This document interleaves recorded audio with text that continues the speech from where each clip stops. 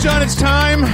It's time. Are you ready? It's the last Rage Select podcast of 2019. It's the last one of this year, John. Are you ready? Are you ready for the last? Is it the last one? We're not going to do one next week? I'm going to be out of town next week. I'm going to so be we're out for skipping Christmas. a week. We're skipping a whole week. We're skipping 2 weeks, actually. Oh, 2 weeks. Oh, shit. I am not recording a podcast during the Christmas week, and then after that, we're doing Best of Rage Select for a week. That's right. So we'll be back in January. So this is our last hurrah. Oh, shit. We got to make this good. Yeah, well, we're gonna, because last week there was no podcast, so we've got a double podcast, and we're gonna try to squeeze it all into the size of one podcast, which means this is gonna be a 3-hour podcast. You just play it at 1.5x, and then it's, like I can't do that. Yeah, we got to cover 4 weeks worth of 2 weeks worth of stuff, right? But 4 weeks worth of content, and then we have to wildly speculate about the future for an hour and a half. That's the other 2 hours. I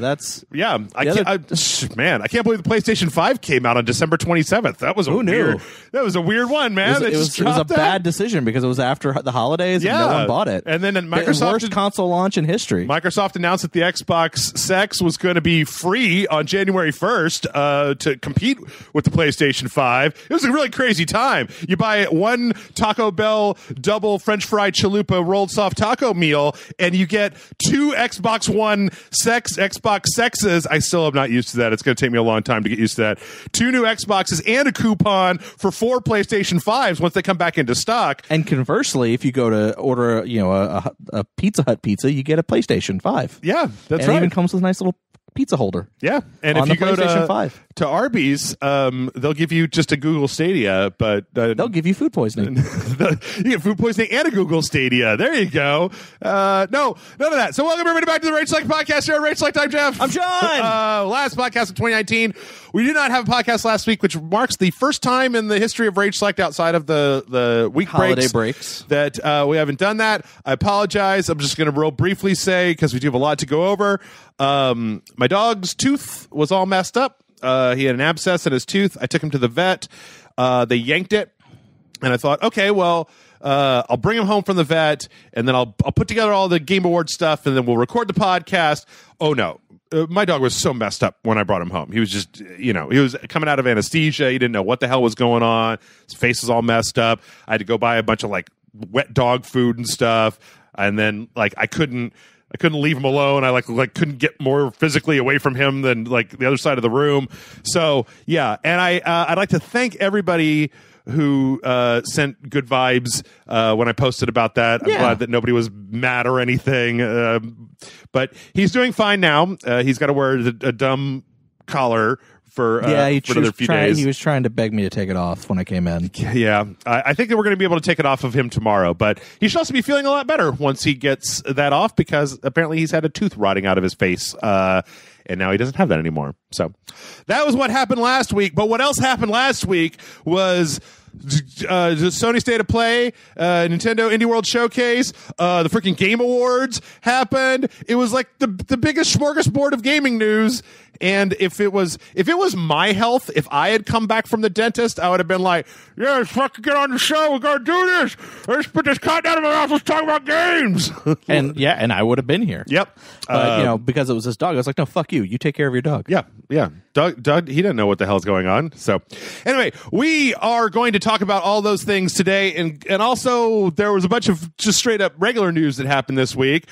I don't know if this is going to be an Oops All News podcast, but I do want to say before we start, we're not going to be going over every single one of the Game Award trailers and the State of Play and the Indie World Showcase in granular detail, mostly because we don't have time for that. And ain't nobody got time for that. And when we do an E3 podcast, we come to a thing and it's like, hey, John, what did you think about that game that they announced at the PC Gaming Showcase? And you're just like, I don't care. And I'm like, I'm going to try really hard to make it seem kind of like I care. We're not doing that this time. We're just going to go over the big fun stuff.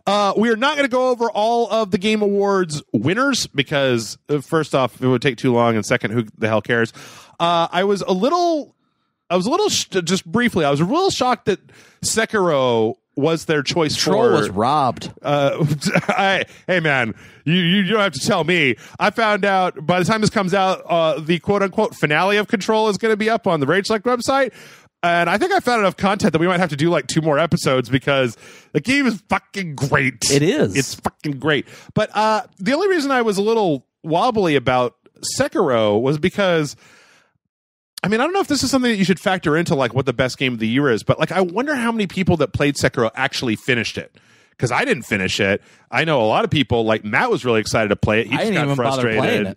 Yeah, so I wonder, it seems weird to me to put something like Sekiro on the list. I guess it's a question of, do you factor in how accessible a game is into how good you feel like it is? Like, do you think that should be criteria when you determine how good a game is? If it's like really, really difficult to play, does that count against the game? Like if it takes a high degree of technical skill just to play the game, does that take away from it? Because like, you know, Michael and I are playing God of War on Patreon, and like that game is fun as hell, and it's just the right amount of challenging. Like it's challenging without punching you in the balls all the time hard.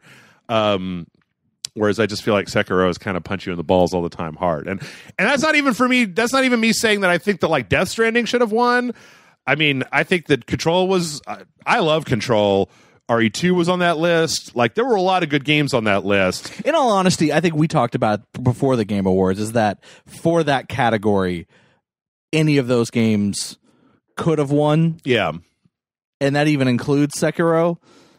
And it'd be understandable. But for me personally, I was like, well, any one of those games but Sekiro. Yeah. I mean, I didn't dislike Sekiro, but I also was kind of like, well, okay. All right. So, I don't know. Congratulations to Sekiro. Congratulations to everybody who won. Yeah. So let's just jump into actual announcements and trailers and junk instead of going over all this because there's too much of it. Let's see. I'm going to say there was a Marvel Ultimate Alliance 3 trailer that was it was just a bunch of DLC. Putting more X-Men in the game. There's a Man-Eater trailer that was, we know what Man-Eater is. No More Heroes 3 trailer! I really liked this No More Heroes 3 trailer where it was a fake out of like a little kid with an almost alien like friend. This weird Studio Ghibli wannabe, or trying to be like the Studio Ghibli alien Lilo and Stitch style. Or like E.T. Yeah. It looked like an 80s animated Japanese movie. Yeah. And then it like flashes forward and the alien comes back and he's like, I love you. And that's why I will destroy everything. And it gets really strange. And then it goes to like, that's why we need superheroes or something. And then it's just Travis Touchdown. Like, somebody say superheroes, and like busts in, and it's a No More Heroes 3 trailer. Like, honestly, this is a much better fake out trailer than anything. I remember when I was watching it, I was like, what the hell is this? And then it turned into that. I was like, oh, okay. I've never played any of the No More Heroes games. Oh, I love the No More Heroes games. So I'm really looking forward to this one because I love them all. I played the last one that was like the weird top down the spinoff game. Yeah, Travis Strikes Again. Yeah, and I wasn't super impressed with that, but I got to give him, like, this trailer cost some money, John. And I don't know who keeps giving Suda51 money. Like, I don't know, but I say keep doing it. Keep doing it. Keep giving him money. Like, I have to wonder, do his games make any money? Because they don't seem like they all. I think they make their money back. Maybe he's just really good at like spending his money super effectively, always keeping it under budget, and just being like, boom, there you go. But yeah, this is an excellent trailer, and honestly, even if you are not interested in No More Heroes 3, I'm going to say you should go watch this trailer just because even as a self-contained thing, it's pretty hilarious. So, yeah, it was like the name of what it was advertising was Goddamn Superhero. There was a little bit of a weird thing here. I don't know if you saw this, John, where at the very end, it says No More Heroes, and there's like a little light effect, and then 3 comes up. Like this little flash, and then 3 comes up. And it actually turns out that like that flash was made by somebody else for like their indie art thing. Oh. And then they added No More Heroes and Grasshopper, and they were like, hey, do you guys want to like maybe give me some credit for this? And it turns out that it seems like making intros for Rage Select, I'm intimately familiar with this. I think some unscrupulous person pulled that effect and then was selling it on one of these like After Effects like sales websites, and that they just bought it for the trailer and didn't source it because it looks just like so generic, like a thing you'd find on any number of things. I didn't really get farther than that. I just saw it happen on Twitter, so it's kind of a weird thing. But yep, No More Heroes. Coming 2020, I'm excited. Looks pretty good. Let's talk about, we got a Final Fantasy VII remake trailer that was... I still don't care. I don't know. This was just like, it was all about Cloud, and I'm like, who doesn't know about Cloud? And I feel like this is when they do the origin story for Spider-Man, and I'm like, why are we doing this again? Everybody knows who Spider-Man is. It's like, why are we doing a trailer focused on the least interesting character in the game? But John, he's so vanilla and Wonder Bread? No, John, he's got a dark secret inside of him. He's got darkness in him. What are his mysterious origins, and how is he related to Sephiroth? I mean, his secret origin is that he's fucking lame. Well, you don't have to tell me. I'm a Zach number 1, Cloud number like 20 guy. So give me, okay, you make your games, but then I want a remake of Crisis Core, goddammit, on current gen systems, because that's a fucking cool game. And Zach is awesome. Go, Zach, go. I've also heard he is a Lego maniac, but that might be a different person. So then we had, I remember right before you and I recorded last Thursday, we got this trailer from Ninja Theory. Well, do we want to talk about the thing before that trailer? I thought this was the beginning of it, and then it went into it did the other thing first. It did the other thing first? Okay, well, okay. The new Xbox X Series X. Oh my God, we'll get back to that in a little while. The Xbox Series X was announced. Yes, and it's a monolith-looking cube of a box with a green light on top of it, and then a disk drive and a Xbox button. And I remember our first reaction to it was, that's going to be really stupid for entertainment centers. Apparently, you can lay it on its side. They've come out and said that. Still, it's taller when you lay it on your side. Like, okay, it's for anybody who hasn't actually seen this. It's like if you had a normal computer case and then cut like the front third of it off and closed up the back. That's like the form factor that we're talking about. Yeah. It's like a cube. It's like 3 cubes stacked on top of each other. It's got a big light on the top. I mean, like, it's a little strange to me. I mean, all we really know is that this was a fluff trailer, right? It didn't tell us anything in particular. But we were talking very specifically about modern entertainment centers. Actually, entertainment centers for the last 30 years have been built around the idea of something like a flat rectangle. It was for VCRs originally, right? That you can slide into various holes in your entertainment center. Like, this one is about as big as a subwoofer. Well, it's the fact that small subwoofer. It's tall. Like, actually, here at the Rage Select Studio, I have my TV, and then underneath it, I have enough room to put whichever console we're recording on, and it doesn't obscure the TV. This will definitely obscure my TV, regardless if it's standing upright or on its side. Yeah, I'm going to have to figure something else out if or when whatever this comes out. But so, I mean, that's the only thing. That and then the name, right? The Xbox Series X, which again, we'll get back a little bit to that later, but people have started calling it the Xbox. That's why I was saying Xbox Sex the entire time, because, you know, you got the X Bone, and then once you've got an X Bone, you need to use it for X Sex. You also got the X Bone Sad. It's X, yeah. And then don't get the sad. You want the bone, not the sad. Poor Microsoft. All this has come from their weird like infatuation with the letter X. No, it's like it's like their sad dick measuring contest with Sony, where if they called the Xbox 360 the Xbox 2, and then you had a PlayStation 3, you'd have, they were like, consumers will be like, well, 3 is higher than 2. I need that. And it's like, so this isn't the Xbox 2, it's the Xbox 360. And it's like, okay, well, now there's a PlayStation 4. And it's like, what's higher than 4? I think they should have just called it the Xbox 5, but we got the Xbox One.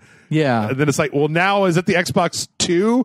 Did we have the Xbox 360, the Xbox One, the Xbox 2? So I think they should But now it's the Series X, which the implication there obviously is that there's going to be more than one console, and that's just the branding for this line of consoles. Mm-hmm. Yeah, the Series Y, the Series Z, And then you're out of letters again, Microsoft. Then it's going to have to be Xbox Series X version 2. And yeah, and it increasingly just makes it hard to know what the fuck you're talking about. We'll see like the Xbox Series XA, Xbox Series XB, Xbox Series XC, like they'll go like that. And then when you get to when they go to the next generation, it'll be the Xbox Series whatever ABC. I think it's just put numbers on them, or do like the Switch and the Wii and the Wii U and just name them different things that don't have numbers in them. Yeah. You know, numbers or letters. Quit with the numbers. In any case, then we go to the trailer for. I was completely shocked by this. What is it? Spencer came out and said, "Hey, here's a trailer for a game, and this is all captured in the engine." Yeah, and it's for Hellblade 2. Senua's Saga. Yeah, it's a good fucking trailer too. It's metal as fuck. Yeah, it's very. I mean, if this is what it looks like on the console, it's very good looking. I mean, part of that is that Ninja Theory they really did well with the face capture stuff on Senua, even in the first game. But yeah, I mean, it's all Norse and Viking and shit, and like throughout it, you get Senua making some real fucking scary faces. I have to go back and maybe read up on it, but I thought that Senua's the first Hellblade, I thought that it ended on a pretty final note. So I don't it didn't never occur to me that they would make a sequel to it, because I thought it was a very self-contained story. Like if they'd say this was, it's kind of like if they would have announced Enslaved 2 and it would have been like, wait, how the fuck are you going to make Enslaved 2? It had a beginning, a middle, and end. But it looks really good. It sounds really good. This is actually to me a really good use of Ninja Theory's talents of taking all the stuff they did with that micro budget on Hellblade and then like giving them the budget to just up it to the next level, because they've shown that they aren't wasteful with their projects. So I'm looking forward to it. I thought that Senua's Sacrifice was great. Yeah, I was like, you know what? That looks great and I can't wait to play it. So. But you never finished the first one. I didn't, unfortunately. But I mean, I don't know, it's only like 4 hours long or something. Like, it's not that difficult to finish. It's a good game, though. Oh, yeah. I liked it quite a bit. And then let's see. Let's go out of order here. Not to be outdone, Sony showed a trailer for this game called Godfall that Gearbox is making for the PlayStation 5. First trailer to have the words PlayStation 5 in it. Yeah. This one was like, this to me was less exciting because I haven't been that impressed with Gearbox recently. Like, just their track record has not been great. Well, if I'm also not mistaken, this is not actual like Gearbox. This is just kind of like a published by Gearbox thing, but it's made by a different studio that Gearbox owns, I think. It also, I mean, for all my talk about not wanting nostalgia, to just rely on nostalgia, the trailer was just like all these guys in this really shiny armor with like, it looked like Destiny. It reminded me a lot of Destiny, but with like more swords and less Actually, you know guns. What it reminded me of? And this is going to sound really weird. Too Human? Too Human. It reminded me of Too Human as well. Like, I'm sitting there going, I'm getting some really big Too Human vibes from this. Dennis Dyack is back! Or wait, is that who that was? No, it was the guy from Silicon Knights. I can't think of what his name is. Who's Dennis Dyack? Maybe it was Dyack. I don't know. Anyway, they talked about this as it's going to be a looter slasher. So I think it's going to be just Destiny with some melee stuff. And there's like, it seems like they're using, to me, when I look at this trailer, like it feels like they're using the power of the PlayStation 5 to just add more lighting effects, more smoke effects, more shiny armor, more fire on everything. Like, I don't know. This just didn't really excite me all that much. Like, it was less exciting to me than the Hellblade 2 trailer. Like, it was a lot of what I feel like I've seen in a lot of games of the past. We've got just guys in intricate armor and stuff is blowing up and we're doing a lot of action and there's a lot of fire effects, particle effects, hair effects. Well, like that, I mean, I'll even go on a limb and just say the difference between the two trailers, since you brought it up, comparing it to Hellblade 2. I mean, even if you don't know what Hellblade 1 is, if you look at that trailer, it is a fucking awesome looking trailer. Yeah. And if you're told that's a game, you're like, I want to play that game because that fucking game, that trailer was fucking metal. It was really good. It was it was engrossing. It made you want to know more. Yeah. This could have been a trailer for anything. If somebody had told me that was a current gen game, I would totally believe you. If they said this was going to be on the PlayStation 4, I would believe you. Like, and I'm not even talking about that, but it's just was more of you didn't give me anything to hook me. Yeah. You didn't make it look entertaining. You didn't make it like give me something like, because again, you just seeing Spider-Man load 8 times faster on the PlayStation 5 is more exciting than this trailer to me. It just, I don't know, like it didn't tell me enough. Yeah, I get it. Also, I mean, it's worth noting that, again, if you haven't seen that Hellblade trailer, go watch it, because I'm telling you, man, like that face capture is something else entirely. Like it looks like a real person, like better than a lot of things that we've seen in the past. Yeah. There's even some kind of weird facial expressions in there that always get to me a little bit. All right. Bravely Default 2 got announced for the Switch. We're going back to the Bravely Default. I thought there was a second Bravely Default. Bravely Second was the name of it. Yeah. John, you never played Bravely Default? Never played any of them. I'm a really big fan of Bravely Default. I think it was actually a really interesting thing where Square made this little JRPG in a time where JRPGs budgets were getting bigger, and like the only thing that it seemed like the studios thought that they could make were these giant fuck off Final Fantasy games. He just made this little indie thing, and it was great. I'm really excited to play this. The only thing that stopped me from playing the previous Bravely games, is I have just a problem playing a 40-hour JRPG on a handheld system. Yeah. I just don't want to be hunched over. Like if they had one of those docks for the Switch to let me play 3DS games on my TV, 100%.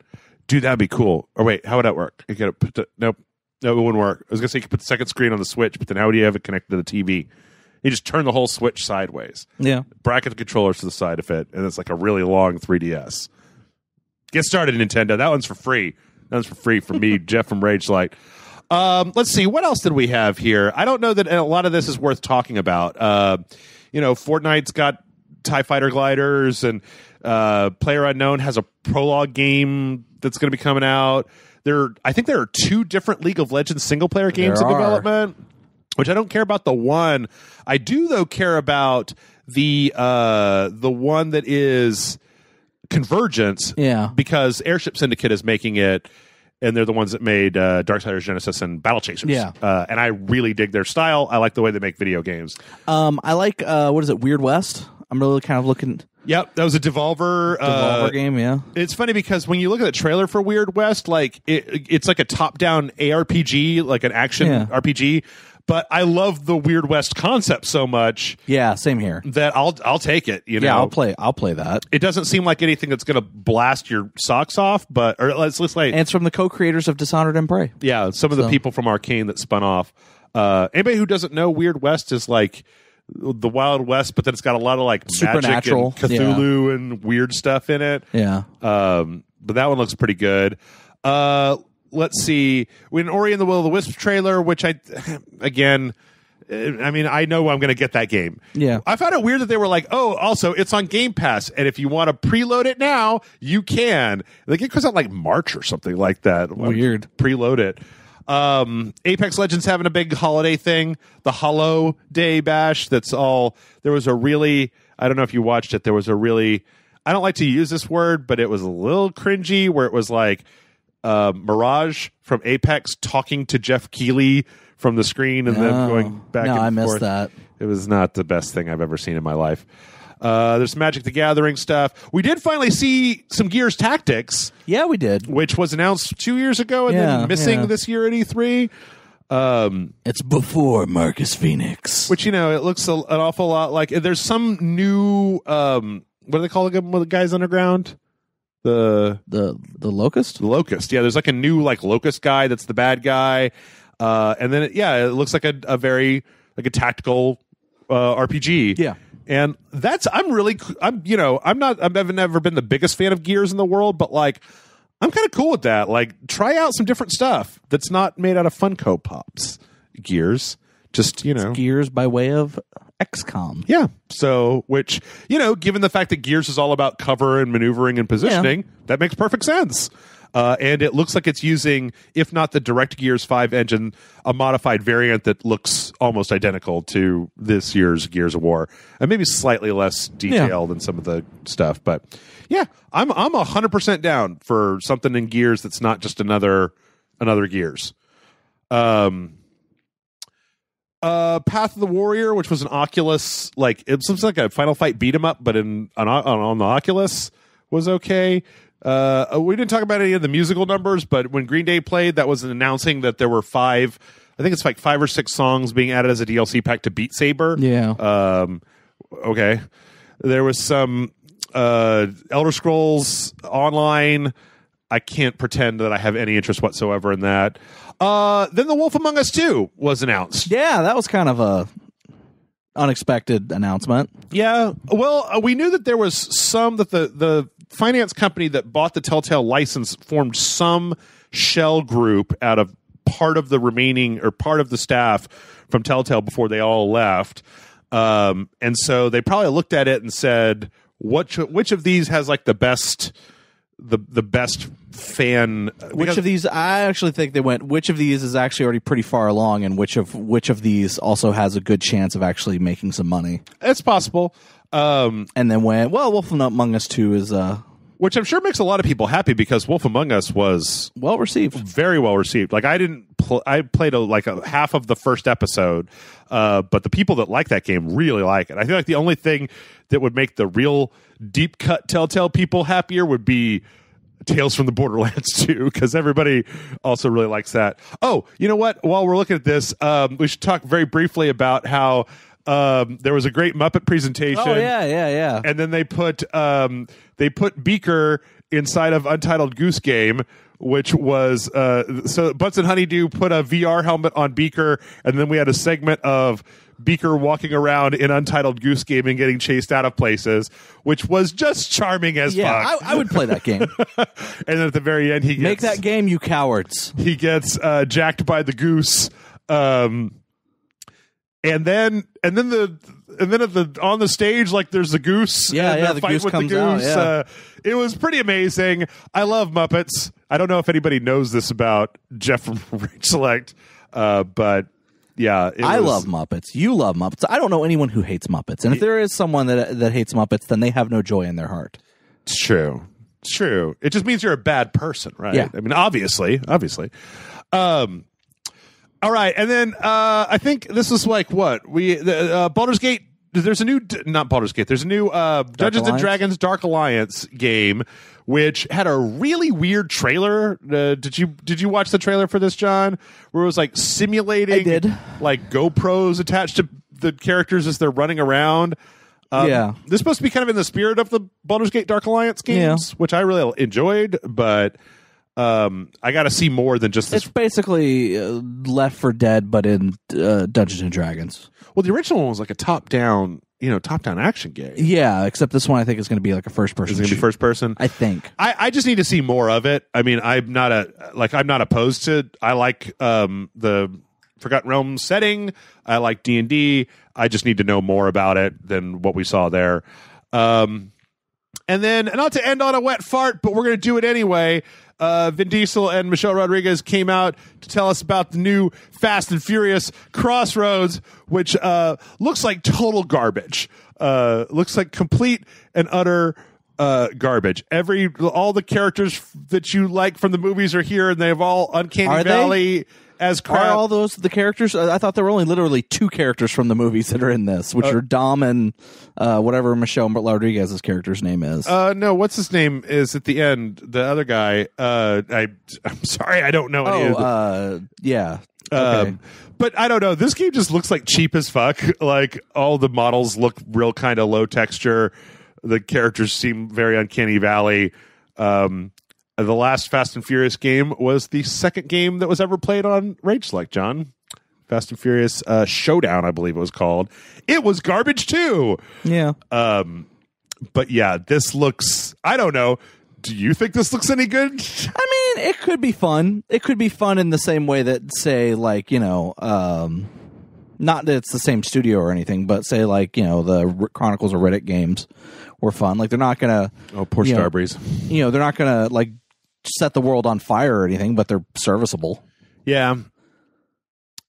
Yeah, I don't know. It just nothing about this trailer. I mean, I don't know. It looked very cheap to me, but whatever. You're right. It could be good. We never know, right? We've had bad trailers for good games and good trailers for bad games. So who can say? We'll find out in May of next year, apparently. All right. So that was the Game Awards. Obviously, there were more awards, and it went on for a million years. Churches was good. I like their musical number for Death Stranding. Yeah. No, wait, hold on. There was another thing. It's not even on the list. We got a full-on Ghost of Tsushima trailer. Yeah. Stupid ass Shaq News. What do you mean? This trailer isn't on your list? So we got a full-on Ghost of Tsushima. We actually got a teaser for it at the State of Play the day before, and then we got a full-on trailer for it. It looks like Assassin's Creed a lot to me. It looks like an Assassin's Creed by way of feudal Japan. Which I'm fine with because Sucker Punch, right? Maybe. I don't remember. I like their games. Like I liked Infamous Second Son. I liked, I think it's got to be them because Insomniac is Spider-Man. Yeah. Sucker Punch. Yeah. So, I think it'd be fine. I don't know. It looks good. It looks good. Yep.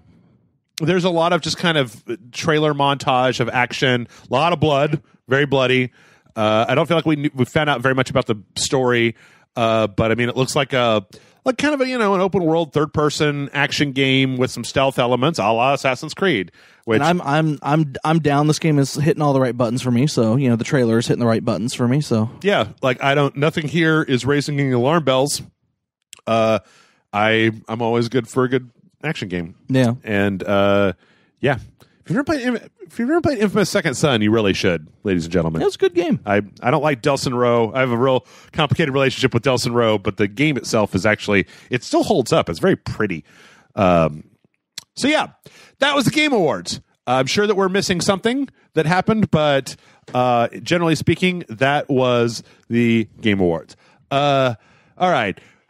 So let's talk about State of Play. There's really only one big thing that happened at State of Play. We actually got the first 90 seconds of the 6-minute Ghost of Tsushima trailer that came out. Yeah. But the biggest thing was we found out finally we got an announcement, an actual honest to God announcement trailer. Resident Evil 3 remake is a thing. And it's a thing. It's being remade and things. I think that what I like, the thing that I really wanted to play Resident Evil 3 because I never got a chance to play it before, so this is good news for me. I also really like the idea that the Project Resistance that I didn't really give a shit about was technically an added mode, like a multiplayer mode for RE3. Because I thought that it was going to be Project Resistance as a full retail title. Well, the funny thing is, I think the way that because I've seen some weird commenting, is that you can buy that mode by itself. Okay. But if you buy Resident Evil 3 Remake, you get it. Okay. So, like, if for some reason you didn't want to buy Resident Evil 3 Remake and you only wanted that mode, you could. Okay. Like, I think that's what I heard. I could be entirely making shit up. So, I don't quote me on that. I don't actually know. But I'm really happy to be able to play Resident Evil 3. I'm really happy that Project Resistance is going to be bundled in with part of it. I really want Capcom to get off its fucking ass and make Resident Evil 8 already, because 7 was amazing, and by God, I want to know where the story goes from there.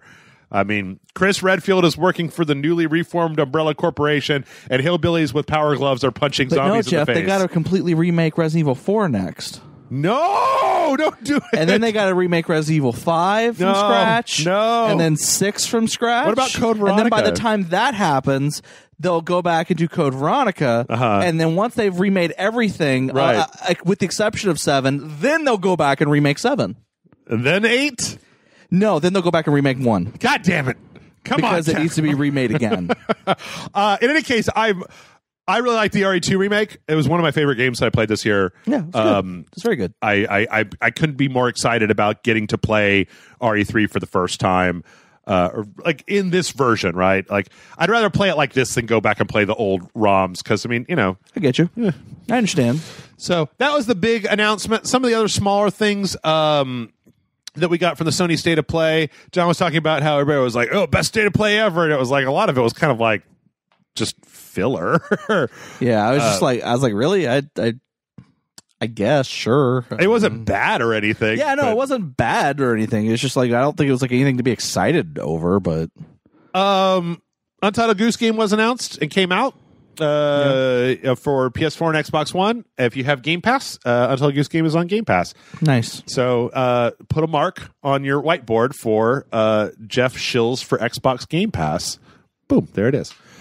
If you haven't played Untitled Goose Game, you should totally play Untitled Goose Game. Like if you had a PlayStation 4, good. Totally. It's like what, $20? It's 100% worth $20. It takes about 2.5, 3 hours. It's a lot of side stuff you could totally do.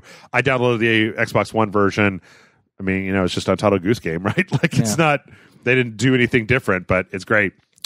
Some of this I don't really care very much about. Spellbreak is it's like a battle royale game with magic.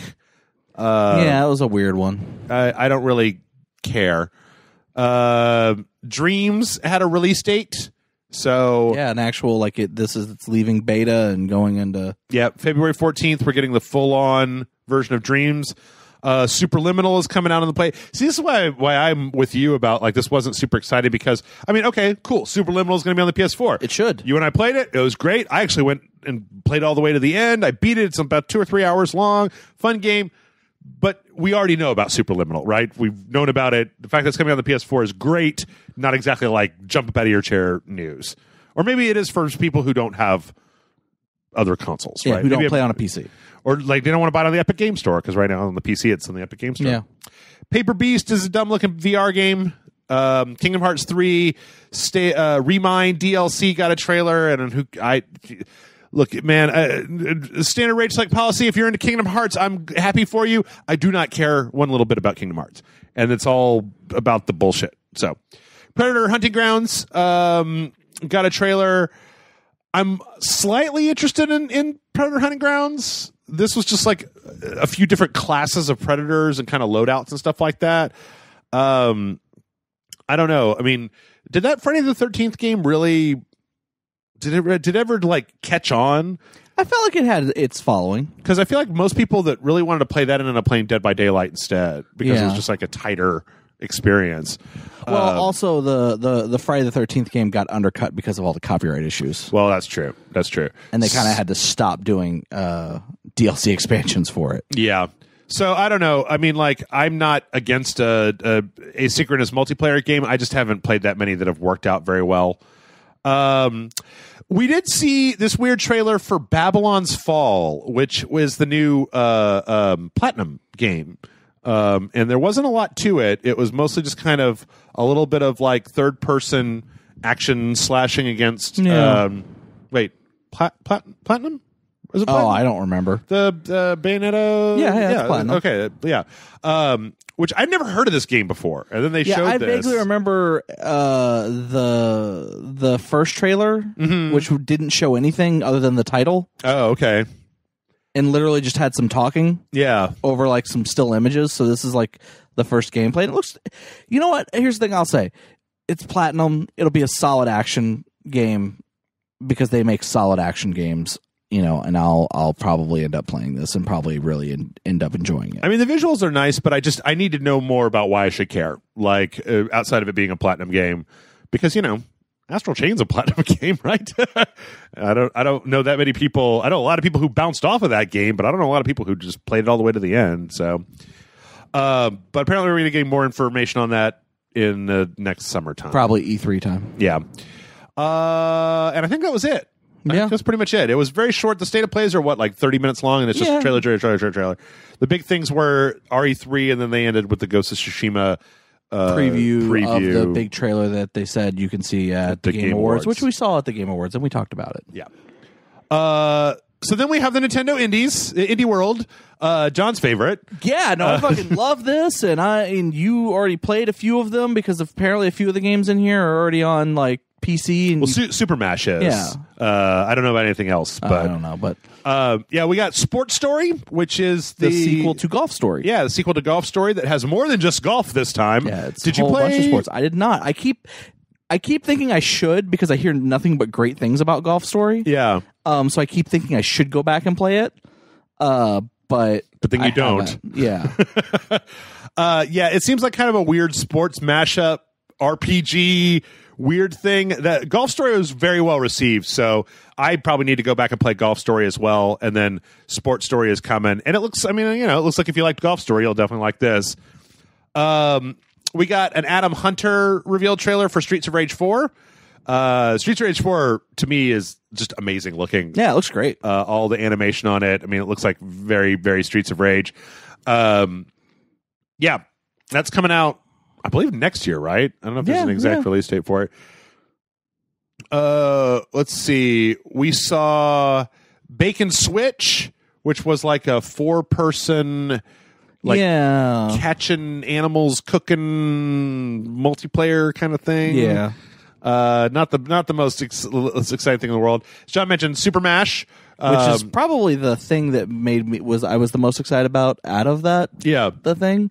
So, which is for anybody who doesn't know, it's like you to pick 2 genres of games, like platformer and shmup, and then it makes a weird crossover between the 2 of them, and then as you play the game, randomized. Yeah, they're randomized, and then as you play the game, you actually get like modifier cards that you can use. Yeah. And then there's a whole like story. There's a whole like kind of visual novel story about these people who work at a game store who find this console that you can put 2 things in.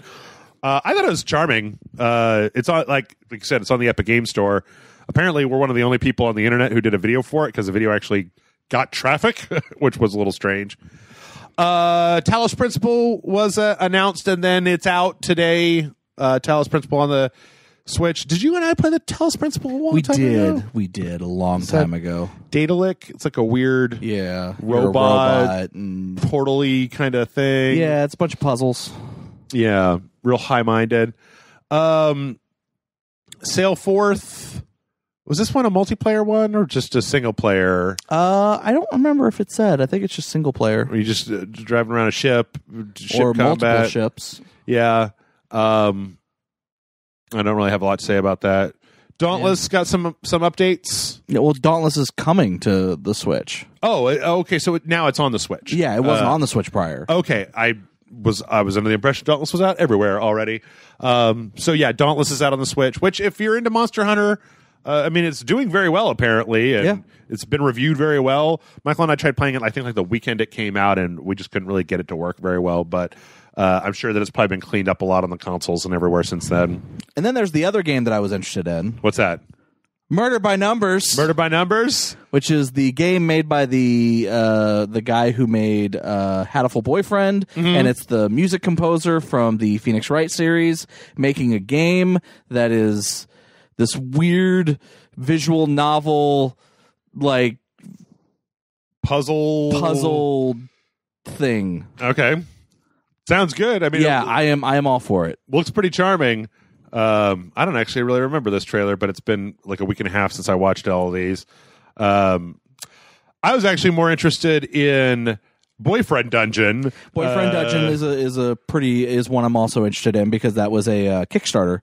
That a lot of these games that I know were Kickstarters are not things that I backed, but I'm excited to see them finally come out. Okay. And this is like kind of a Zelda-ish thing, but then in between dungeon crawling, your weapons turn into people and then you can date them? Yes. And you date your weapons. Swear to God, I read a thing that said that there were also going to be non-binary and lady versions of all the weapons. Yes. So it's not necessarily Boyfriend Dungeon as much as it is everybody dating. Yeah, they want to make it all inclusive. So, and then another Kickstarter one that was announced, which you actually skipped past on the thing you're looking at. Skatebird. Yep. That's one I almost kickstarted. Yep. Skatebird is about little birds that on skateboards. Yeah, and their own little, like, it's fucking adorable as hell, and I want to play it so bad. There was a weird thing we didn't mention, that during the Game Awards there were 13 games that were put out in 48-hour time limited demos. On the PC, and Skatebird was one of them. It was like the Spiritfarer that Amanda and I played was one of those, and then you and I played the System Shock demo. Yeah. And I'm sorry that we didn't play Skatebird instead of System Shock, because Skatebird looks pretty awesome. But I'm happy it's coming to the Switch. Yeah. Liberated is this is like a weird Comic booky noirish comic book thing, like platformer type of thing, kind of like Comic Zone if it was really mixed with Inside almost. Yeah. And then I don't know. Oh yeah, the Escapists. They're putting out a new one called the Survivalists. That's basically. It seems like it's very much the Escapist, but on an island, and you're instead of having to escape a prison, you're having to survive the island. So kind of Minecraft, but in the Escapist engine, or Don't Starve. It looks a lot like Don't Starve to me. I was never really able to get the Escapists. Like it never really clicked for me. Yeah. In a way that makes sense. But this one, you have a whole team of monkeys to do your bidding. Yeah, you can train monkeys. I'm all about that. And there's co-op. Yeah. And then the big one for me, at least, Axiom Verge 2. Yeah. Which okay, that's kind of out of nowhere. Like, wasn't that like a PlayStation timed exclusive when the first one? I don't remember. I mean, it was like what 3-4 years ago that it came out. And that was like a real. I mean, it was that was back when we were really doing the Metroidvania thing, and Axiom Verge was a really solid Metroidvania game about a guy that gets transported to like another world. I think. And this is like a prequel. I have absolutely no idea. I get the impression this is being made by one guy. Oh, it is. This has been working on it for like 5 years or whatever. Yeah, no, he made the first Axiom Verge, and he's making this one too. So good on you. I love Axiom Verge, and I love Metroidvanias, and they don't make them like they used to, but Thomas Happ does. So yeah, hopefully we'll get to see them. You'd see that pretty soon. I think it's just interesting that there are a lot of games that were timed exclusives for Sony or for Microsoft. They were indie games that either the sequels or the next game from said developer were Switch launches first. For now that the Switch has been out for a bit, okay, it just kind of really shows how open Nintendo has been to indie developers. Yeah, they did a much better job this time than they did on the Wii U or the Wii. Yeah, 2015. Yeah. If you haven't played Axiom Verge, you should go play Axiom Verge. All right. Well, you know what? We've got, call it 15, 20 minutes left. So we're going to do some news. We're probably going to come back and do some more news, and then we're probably going to end up with some questions at the end. So we're still going to have a regular podcast, regular size podcast, but just more news, fewer questions. So, John, it wouldn't be the end of 2019 if we couldn't at least get one last story in about Fallout 76. Oh, yay. The Fallout 76 Memorial Podcast is back. So last week, apparently, hackers figured out a way to inject a script into Fallout 76 that would let people just spawn anything they wanted into their game worlds. So people spawned things like the Pridwin from Fallout 4, you know, the Brotherhood of Steel's giant blimp. Yeah. Like just in the map of Fallout 76. They also strangely found that you could spawn NPCs, and while they would spawn with no head or arms, that if you logged out and then logged back in, they would totally have a head and arms. And they couldn't leave your camp, but like if an enemy came too close to your camp, the NPCs would go out and fight them. Then they would spawn in naked, but you could kind of mess with them a little bit. So there was a lot of weird stuff where they were spawning. It appeared that you could spawn just about anything from Fallout 4 into Fallout 76. Huh. And it took Bethesda 3 or 4 days to finally get that shit locked down, which there's been a lot of hay about that. I'm not exactly, I mean, patching a hole like that requires like testing. Yeah. And then once the testing is done, you test it the fucking third time, and then you have to push the patches out to the various services. So like, I don't necessarily think that taking a few days to get that shit locked down. Yeah. But what a crap show Fallout 76 is. Apparently, yeah, on the PC, it made the competitive multiplayer mode very interesting because people could just kind of spawn whatever the hell they wanted to. Yeah. John, do you think that 2020 is going to be the year when Fallout 76 finally gets its shit together and starts being why not? Like a great game? No. You think at the end of 2020, really. You and I are going to be sitting here saying, man, I never would have thought that Fallout 76 would be my game of the year for 2020. But that new version they put out in March, it just fixed everything. And now that game is so fun. It's more fun than New Vegas. It's better than New Vegas, John. Yeah, they're going to call it Fallout 77. Yeesh. In any case, this wasn't really as big a thing as any of the other things. Like, I don't feel like this is as big a look at how fucked up Bethesda is. It's more just kind of like, You run an online game, somebody found an exploit, bada bing, bang, boom. Yeah. So that happened. Let's get back to talking about Capcom. We were talking about Resident Evil 3 before, and Resistance. But last week in Japan, Capcom filed trademarks registrations for Dino Crisis, Darkstalkers, Bionic Commando, and a couple of other like off-title things. So a lot of people have been speculating that it's possible that this might mean that Capcom is working on, because Resident Evil has been, and Devil May Cry 5. Devil May Cry 5 won like Best Action Game at the Game Awards. Yeah. Because those games have been doing very well for Capcom, that we might be seeing Dino Crisis get remade. And if you listen very closely, somewhere in the distance, you can hear Matt Frank just scream in glee and joy.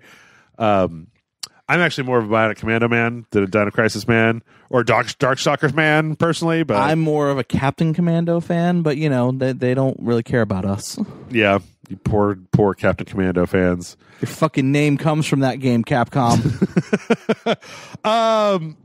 Yeah. So hopefully, I don't know. I mean, I'm really more of a fan of. Would you rather see Capcom remake Dino Crisis 1 or make Dino Crisis 3? I'd be okay with either. Actually, that's going to be like 4. 4? Okay, I don't know how many there were. But I'd be okay with either. I don't care. I kind of like to see them take another shot at Bionic Commando and get it right this time. Don't put his wife in the arm. Don't put his wife in the arm. That's all I'm asking for. Or hot dogs. Binging with Babish had a thing this week where he made homemade hot dogs, and then homemade hot dog buns, and then homemade chili to put on the homemade hot dogs. And then he turned it into a cybernetic arm that allowed him to... No, but it looked delicious. it looked like 14 hours worth of work, which I'm not going to do, but it looked delicious. So. Okay. All right. Yeah, so that is happening, and we'll definitely have to keep an eye out on the horizon for any of this stuff. I really think that it would be great if they brought Darkstalkers back, because Darkstalkers has been gone for what seems like forever. Yeah. That's they pretty much kind of ruined Street Fighter, so why not give them a chance at Darkstalkers? Speaking of ruining Street Fighter, Seth is back in Street Fighter, John, and now Seth is a lady. Okay, whatever. I hate Seth. I hate Seth so much. Is the reason I didn't play more Street Fighter 4 was because as the last boss, Seth just whooped my ass, and I didn't feel like getting better. Well, at that he game. was a cheap bitch. Yeah.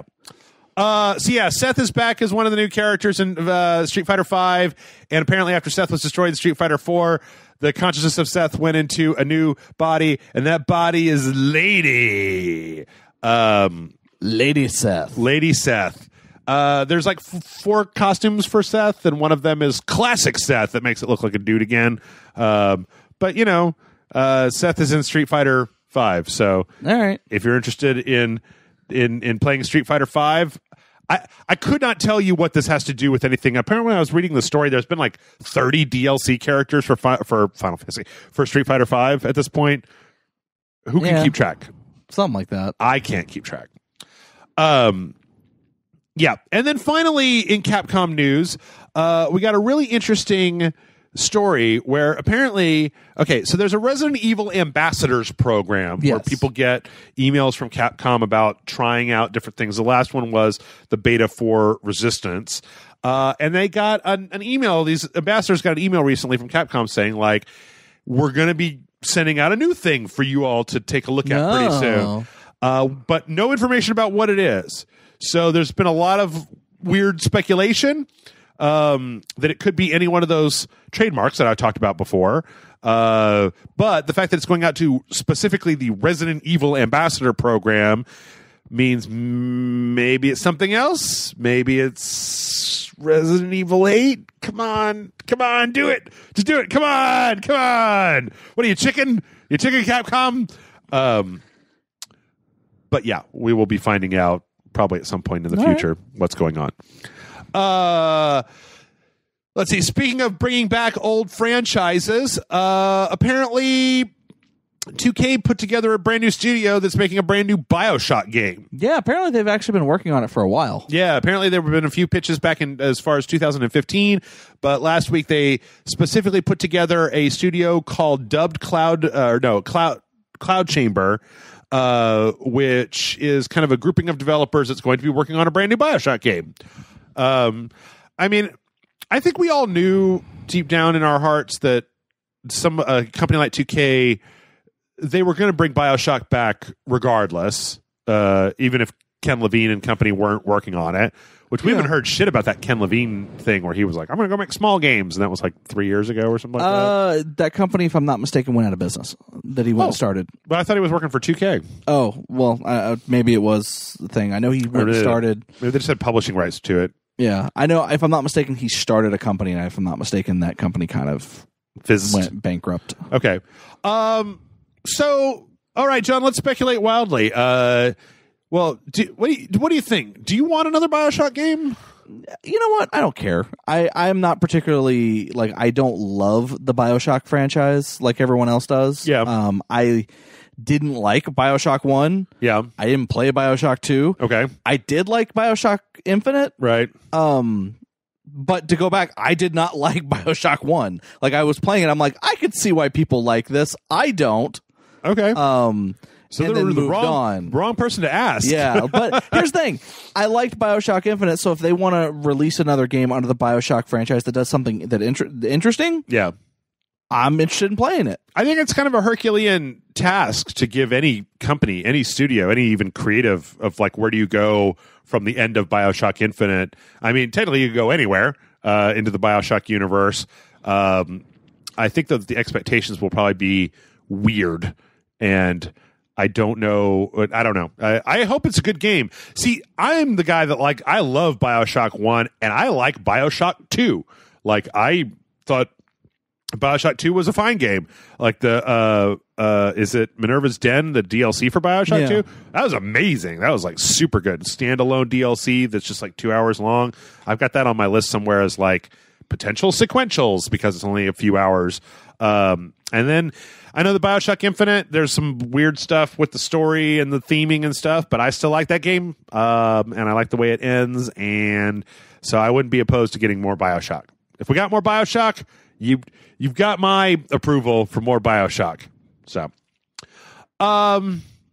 let's see. But when you play Bioshock, when it eventually comes out, you might be playing it with the DualShock 4, and you might not have enough buttons on the DualShock 4. Oh no! John. What are you going to do? What are you going to do? You're going to buy this brand new thing that Sony's putting out that puts 2 more buttons on the PlayStation 4 controller on the back, like where the Xbox Elite. Yeah, I was going to say, so it essentially turns it into an Xbox Elite controller? Pretty much, yep.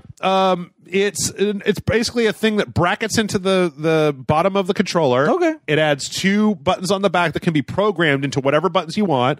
It's got a little LED screen on it that shows you you can have up to 3 different like profiles that you can switch between on the fly if you would like.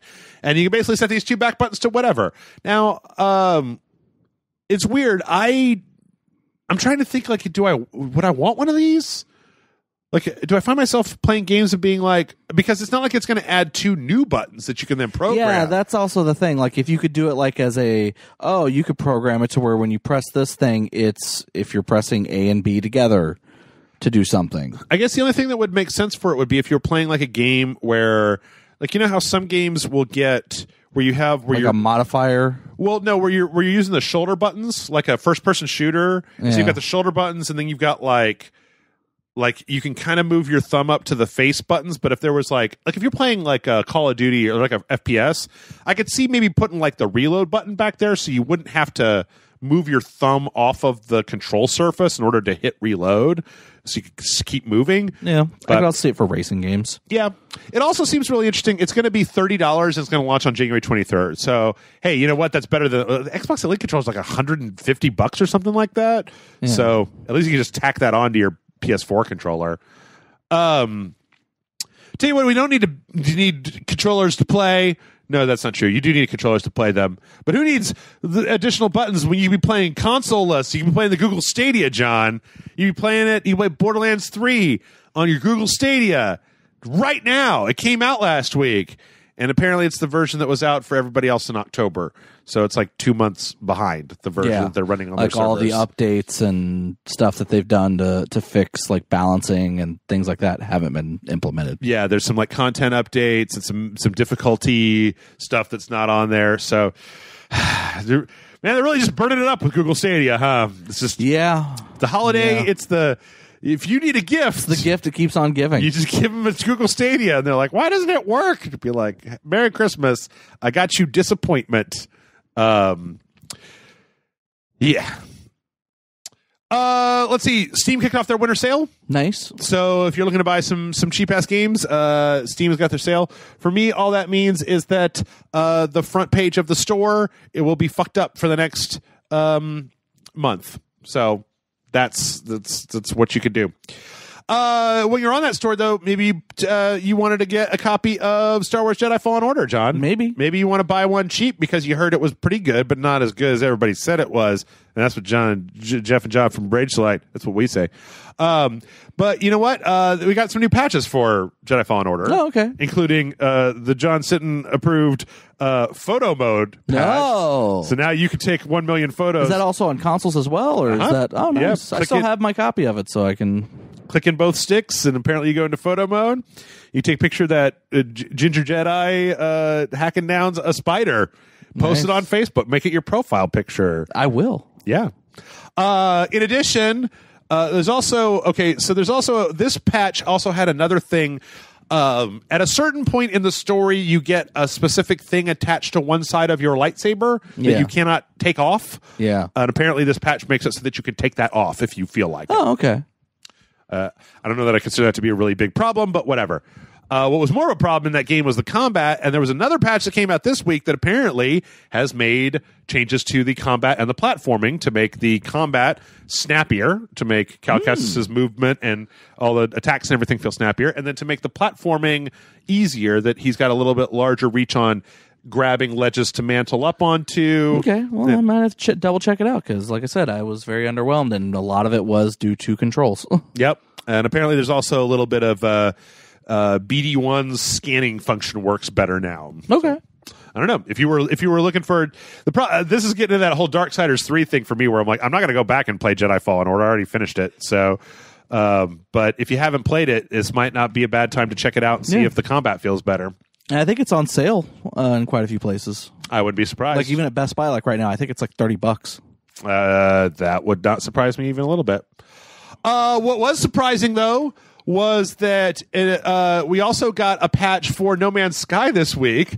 Do you know about this, John? I do sort of know about this. That put in like these weird synthesizers where you could literally program music on these. You can make these things that they bring up like a MIDI programming interface, and you could put together songs and change them up on the fly and edit the waveforms. It's like a fully functional music simulator inside of No Man's Sky. That's cool. And I gotta say, the trailer for this just shows like people's crazy ass No Man's Sky creations. Like this guy made the Iron Giant, like a giant pirate ship and stuff.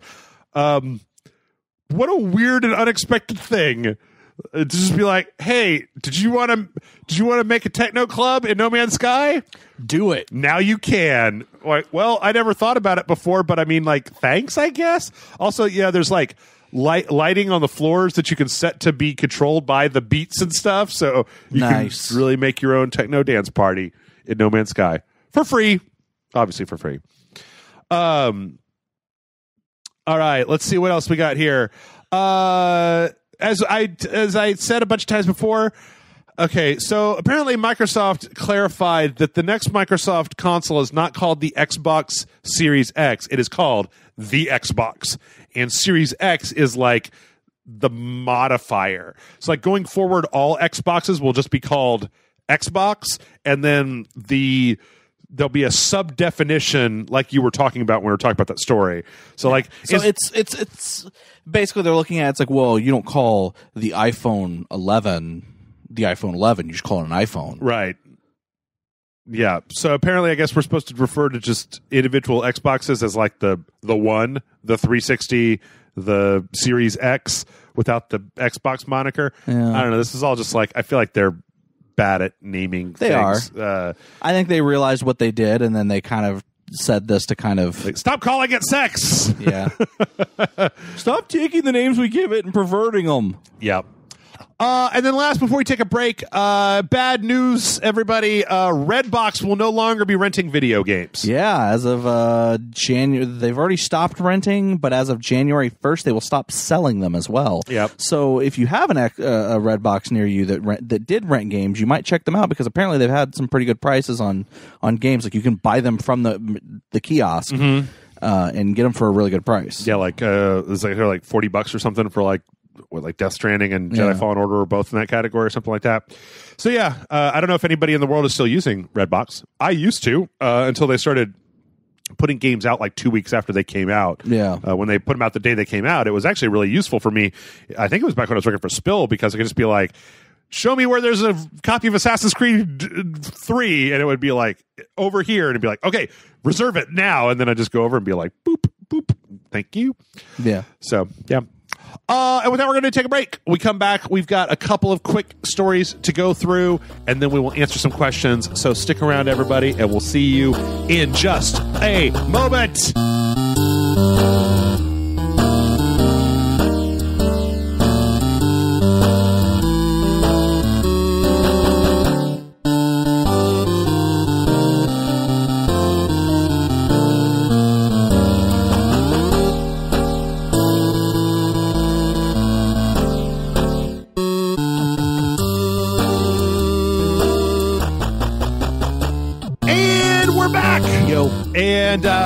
And this is the time when I normally ask John if he's ready for questions, but we have to hold off because we're not totally done with the news, even though what's left is pretty minuscule, but pretty cool. So, well, see, now you've screwed it up, because I wasn't ready. You weren't ready for questions. Damn it, the one time! And now you're going to use all this time to get ready for questions. Yeah. Son of a bitch. All right. Well, before we get to the questions, our first question this week comes in from YouTube, who says, hey, there's a new trailer for Batman. Watch it. So Telltale also this week released a thing called the Batman Shadows Edition. I don't know if you know about this, but they bundled together all of the Telltale Batman games, which was 2 of them, which were 2 seasons, right? Yeah. And then they put out a new mode called like Noir mode, where it's all kind of in black and white except for these like splashes of color on various characters and in various points, which actually kind of makes me more interested in playing it, because it's got a kind of a cool looking look to it. Apparently if you have them, there's like a $5 or $6 like upgrade to get the Noir pack for it. Or you can buy like the entirety of both seasons, I think, for like $30 or $20 or something like that. Okay. But it looks pretty cool. Like, there's some times where it seems like when the lighting goes a certain way, you see a lot more color to it. But in general, it seems like they've gone in and like strategically made certain things have color and certain things not have color. Like Harley Quinn's outfit, just the red is in color, or like on Bane, like he's got the green veins on him that are just in color. And it looks pretty cool. Like it definitely seems like something that makes it stand out a little bit from some of the other Telltale games. I never played much of the Telltale Batman. I played through most of the first season and kind of went, I get they're doing their own take on Batman. This is not a adaptation of the comics or an adaptation of a movie. It's kind of their own little story. Yeah. That is independent of continuity to anything else. Yeah. And I don't know. I just kind of was like, all right, whatever. Yeah. I don't know. I'm a little Batmaned out, but I might be ready to do some more Batman at some point in the future. Who knows? Let's see. We also got some Star Wars stuff happening, which it's kind of strange that we've gone through this entire podcast not talking about Star Wars. Neither John nor I have got a chance to see the movie because it's not out yet. I guess recording this. I guess as we're recording it, like some of the late night show, like I think Jennifer is at some like all of the movies back to back ending with episode 9 thing. But yeah, the night that we're recording this is actually the night that like midnight tonight is when Yeah. But yeah, no, we haven't seen it yet. Are you caught up on your Mandalorian though? We did not watch this week's episode. Oh, we have chosen good. because they announced that they were also going to, like, at the end of it, it would have like a preview thing for the new Star Wars. No, it's in the extras. You have to literally go and look at it as a separate thing. Oh, okay. I can tell you that because I know that Amanda's avoiding. Yeah, that's the reason we were avoiding it. Yeah. We were going to avoid it until we went and saw it this weekend, and then we were going to watch The Mandalorian. And well, now you can watch The Mandalorian anyway. I've been some of the middle of the season of Mandalorian is. There've been a few of those episodes that were a little draggy, but I've actually enjoyed all of them. Yeah. Okay. I like the one with the other bounty hunter was okay. It was okay. It wasn't great. It had some issues, but I thought it was fun. I thought it was great. Yeah. I thought it was good.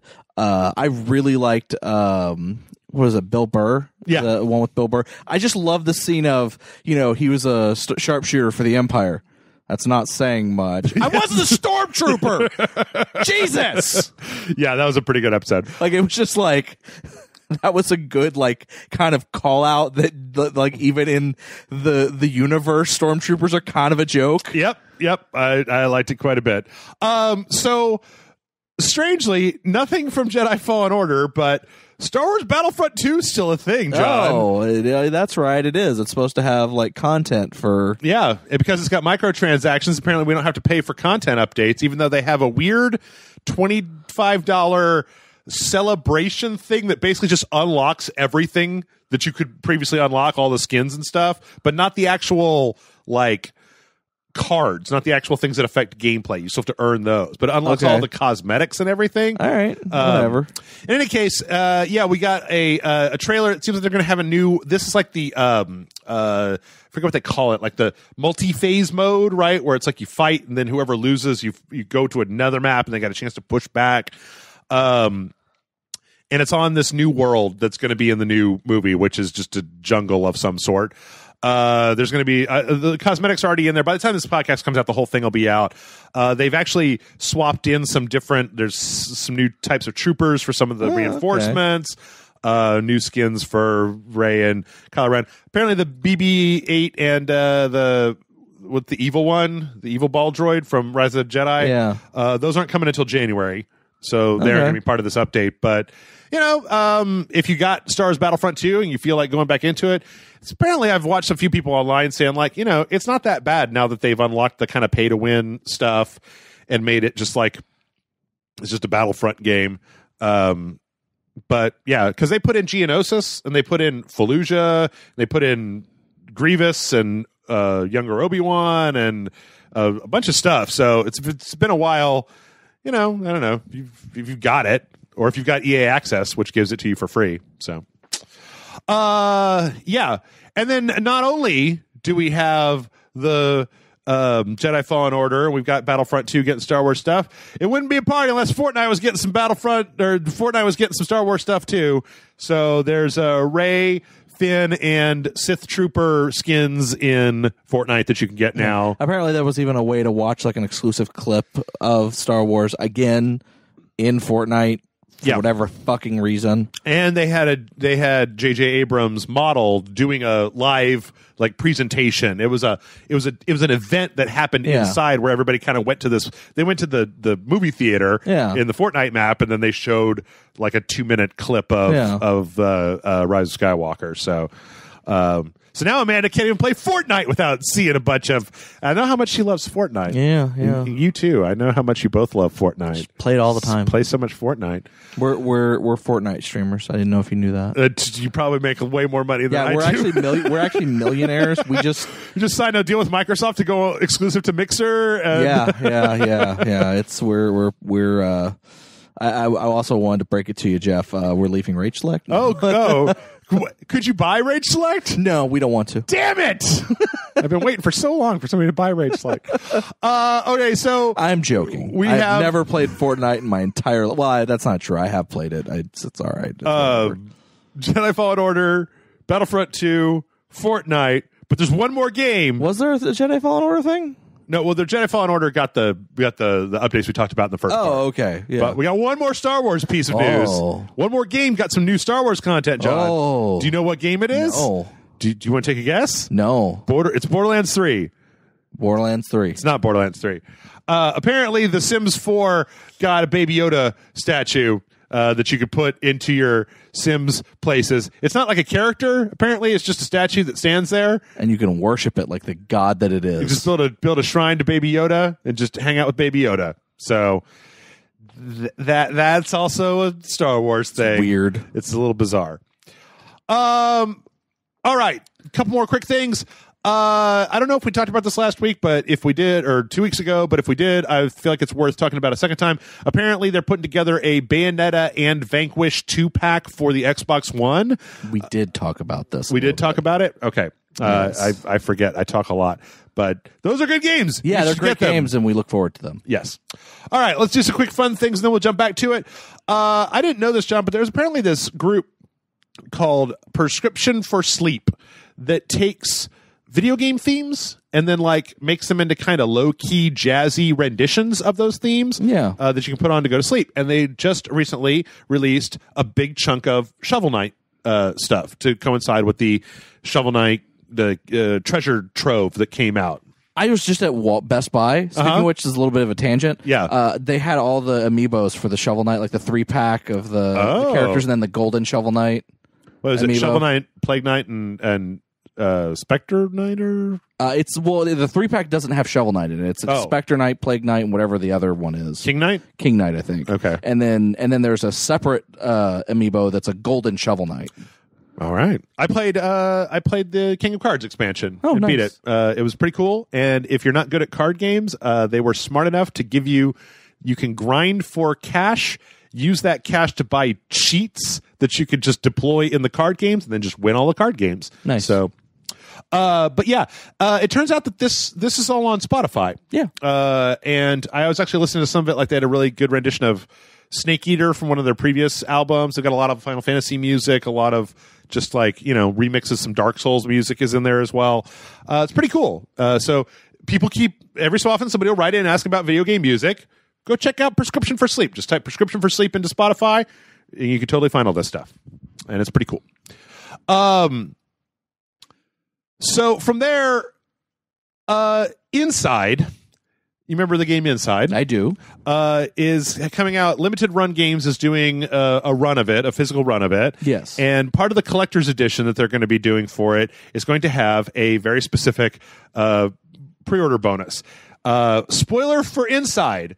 At the very end of Inside, you jump inside of this big blob of arms and legs, and you just roll through the end of the game. It's kind of a crazy finale. Yes. And so they wanted to put out a little statue of the blob, but they wanted it to feel blobby. So apparently they teamed up with the company that makes real dolls to make this blobby monster thing out of the skin that they use to make real dolls. Oh, okay. And apparently they went there's an interesting story about it on Polygon where they went and toured the plant, and they were like, well, we wanted it to be something squishy that felt like skin and not just like a plastic replica of the thing. I mean, it's kind of cool. Yeah. I mean, it's pretty terrifying looking, thinking that thing that I'm looking at on my screen feels like real skin. Yeah. It's kind of gross and disgusting. So, but hey. And last but not least, this was a really cute little story, I thought. I don't know if you heard about this, but apparently at the Game Awards, they do a whole rehearsal for the Game Awards before they actually put it on, because it's live. And apparently when they do that, Jeff Keighley had a whole separate set of trailers. Like they would talk about different things where the trailers would go, and then they would actually... and then they don't tell anybody when they're going to win anything. And so that to get actual accurate reactions and to get audience reactions from actually showing the stuff. So I think the Xbox, he said specifically that the Xbox Series X trailer was like a Game Pass trailer. And he had a whole introducing the Game Pass trailer, showed the Game Pass trailer. And then when it came time to do it, they were actually like, here it is for realsies to get a really appropriate audience reaction, which... That's cool. I like that. It's pretty cool. I still think the Game Awards are kind of weird because they're half E3, half nerd concert, half award show. Yeah. I don't like it when they have 3 halves. No. Yes. I don't like it when they announce when they put the nominees and then they say the winner and then they don't let the person who won come get their award and thank their friends or whatever. Like, I think that's the whole reason to have an award show. That's the reason I don't like award shows, is because they're boring. But I think it's worth. It'd be like somebody saying, like, you know what, I hate all the credits at the end of movies. So, they're boring. I feel like for the gaming industry is weird enough that I kind of agree that there should be some type of award show where we celebrate the people who make video games and people who, you know, just whatever, you know. I actually think that on the idea of a game awards is important. I don't know if they're executed well, but I do think they're important. However, I also feel like you're not, when it comes to, this isn't like movies where people want to see who wins the Oscars for what. Right. This is, no one gives a shit about who made video games. I mean, you and I probably do. Yeah. But like your average person doesn't give a shit. Yeah. So you got to spice it up. So you got to spice it up by going, well, we're going to have game announcements. We're going to be like part E3, part award show. Yeah. And then Green Day is going to play for some reason. Yeah, or fucking My Chemical Romance or whoever else, you know. That weird year was weird. I think that there was a third person. It was Churches and Green Day, and then there was one other person who did like a cyberpunk thing, and it was really strange. I've never heard of them before because I'm old. So, yeah. Anyway, but so I think they got to throw those in to kind of get people to watch it, because otherwise no one would care. Yeah, like none of your average people would care, I should say. Okay. Yeah, it just is. It felt a little schizophrenic because of the way that E3, because of the pace, because it always seems like it's just running at full speed to get, like, here's an award for best family game, and it goes to Luigi Bitch. Okay, here's the best esports commentator, it goes to this person. I also still, the best family game category is weird to me because it was just Nintendo games. It was all Nintendo games. Like, it's like, why? Why did you even bother? Keeley even said, like, I have a feeling Nintendo's going to do well in this one. Yeah, but, you know, I will also say this about the Game Awards. They have the Muppets involved. Yep. That was the most entertaining. That's a plus. Yep. Most entertaining 5 minutes of that entire show. Yeah, I agree. All right. John, are you ready for questions? Yeah, actually I am. I had all this fucking time, man. I got prepared. Mentally. Yep. MailRageSide.com is the email address. We're going to try to get through as many of these as we can. This is about 45 minutes, so we can try to get through some of these. This one comes in from Pretty Tony, who says, "Sup, Jeff and John? I've been a fan since Loading Bar and dig what you guys do. Okay, enough of that talk. Here's my question. I'm legally blind and have to use a cane to help get around. I was standing outside this bar one night waiting for my cab when suddenly a couple of drunk assholes show up and start asking me rude, ignorant questions about my blindness. I told them that I had no time for any of that and I just wanted to be left alone. Some time passes and eventually around 5 or 6 people are surrounding me, shouting at me and just being jerks. One of them even tried to grab my cane, which is totally not cool. I kept shouting, I don't know any of you people. I just want to be left alone. And it all ended with me being banned from the bar for some dumbass reason. Since then, I've seriously been thinking about starting a disability awareness group in my town. My question is, do you think I'm being too rash and wanting to start up a group totally from scratch just because of that one bad experience? I mean, to be fair, I've had similar experiences like that, but nothing that extreme. What are your thoughts? Peace out. And that's from Pretty Tony. Well, first off, I just want to say that's crappy. Yeah, that's very crappy. I am a very big advocate, and you just leave other people the fuck alone. Like, you know, for the most part, just don't interfere with other people's lives. Like, let's kind of fucking stay away from each other. I have no idea. I would be mad as hell if something like that happened to me. I mean, I don't think you're overreacting. I do not. Yeah, I don't think so either. Especially just, I mean, I don't know. It just sounds like horrible. It just sounds like a terrible experience. As far as starting up, you know, some kind of awareness group, that's difficult to say. I mean, I was thinking about this earlier today, and I think that it would probably be a good. I mean, I don't know if there's a thing already in your town or how much. I don't know what it's like these days, but it might not be a bad thing to see if you could do something where you could talk to like kids or like teenagers maybe, and just be like, let me tell you about this, and then we can stop having to have questions. Like, I don't know if there's anything you can do to stop drunken jerk-offs from being drunken jerk-offs because they're jerk-offs. And I don't think that if you explain to them that they are jerk-offs, they're just going to be like, just blah, blah, blah, blah, blah, blah, blah. I don't know if that would help, but it might not be a bad idea just to connect with people who you can help to educate. Yeah. I'd say maybe the sort of thing where, I don't know, you can start by creating a web page or a Facebook group or something like that and for your particular area, then maybe see if you can segue into talking to people about, I don't know, doing some interactivity, some speeches, maybe go to some schools and talk to some kids type of thing. I always feel that for once you get past about 25 or 30, it's really hard to change people's attitudes in a lot of cases. But Yeah. I mean, get them while they're young, get them while they're young and teach them to be good people when they're young. Then they'll probably grow up to be better than they might have otherwise. But I really, although I don't know, I mean, John, do you have any thoughts pretty on much this? said exactly what I was thinking. So. Okay. I mean, I basically just wanted to read this to say, that sucks. You are not overreacting. And to anybody listening to this podcast, man, just leave people alone, right? Like, just, there's a time and a place for interacting with other people. But and I'm not, my thing is more of, it's like, yeah, they asked him some questions. But the second he said, hey, I'd really just want to be left alone, that's when they should have stopped and walked away. Yeah. That's like just walking up to him and being like, hey man, are you really blind? What's what's that like? That's, they're trying to strike up a conversation. Sure. And, if he was in the mood to talk or to converse with anybody, not even talk about that, but just converse, I'm sure he would have been like, oh, hey, yeah, no, sit down and talk. Let's talk or whatever. Yeah. And that's cool. But, he wasn't in the mood. He's like, hey man, no offense. I don't want to do this. I just want to be left alone. Yeah. Sorry. And then they kept harassing him after that. No, those guys go fuck themselves. Yep. I agree. You can tell them Jeff from Rage Select said, go fuck yourself. Just leave people alone. Leave people alone, man. Let's see. Chris writes in and says, hey, super awesome, Jeff and John. It's Chris. Hope you all had a good Thanksgiving. Jeff, you mentioned you hate Black Friday and gave a quick reason why, but you never mentioned any experience. I was wondering what your worst experience on Black Friday that made you hate the day so much. Was it at Walmart? Because Walmart sucks, of course. Personally, in my city, everyone is pretty calm and polite, saying excuse me and respectful of everyone. No crazy stories to tell. I did have some guy get arrested for stealing at a mall. So that was cool, I guess. I got a bunch of movies and video games, so that's cool. Thanks for everything you do. Rage on, and that's from Chris. John, what are your thoughts about Black Friday?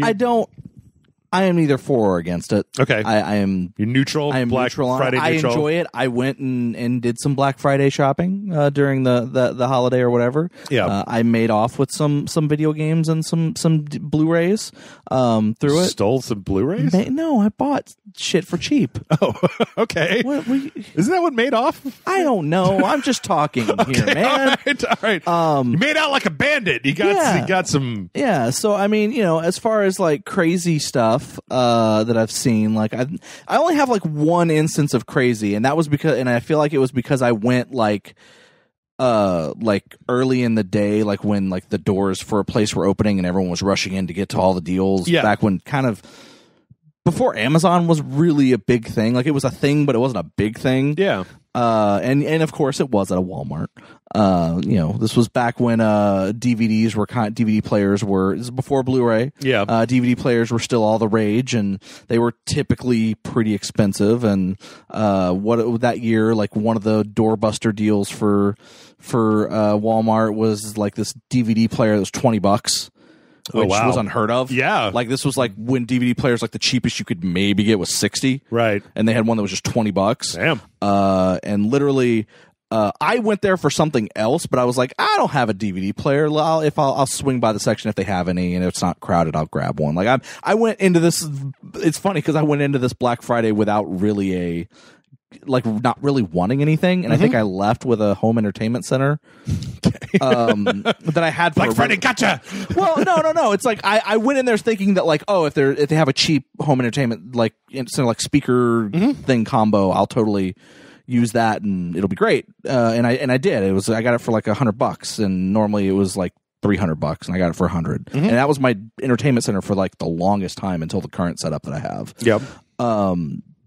But anyway, so I'm walking around, and they have the giant stack of all the $20 DVD players, and people are just swarming, and like trying to grab, and like people are like trying to grab before other people grab. It's a giant fucking wall. Like I'm like, it is. There is no reason for people to be freaking out, right? Because there are so many and literally as they're this giant wall that's like 4 rows deep, and like 20 stacks high. Right. Like it would have taken hours for just people to get there them. were guys with pallets of more of these players being rolled out. Yeah. Like there's no reason for anybody to be panicking or freaking out. And I just see this one guy, these two guys, they both grab the same box. Mm-hmm. And they look at each other, and the one guy goes, "Hey, I had my hands on this first. You can get another one." And the other guy goes, "No, I had in my hand first. You get a fucking another one."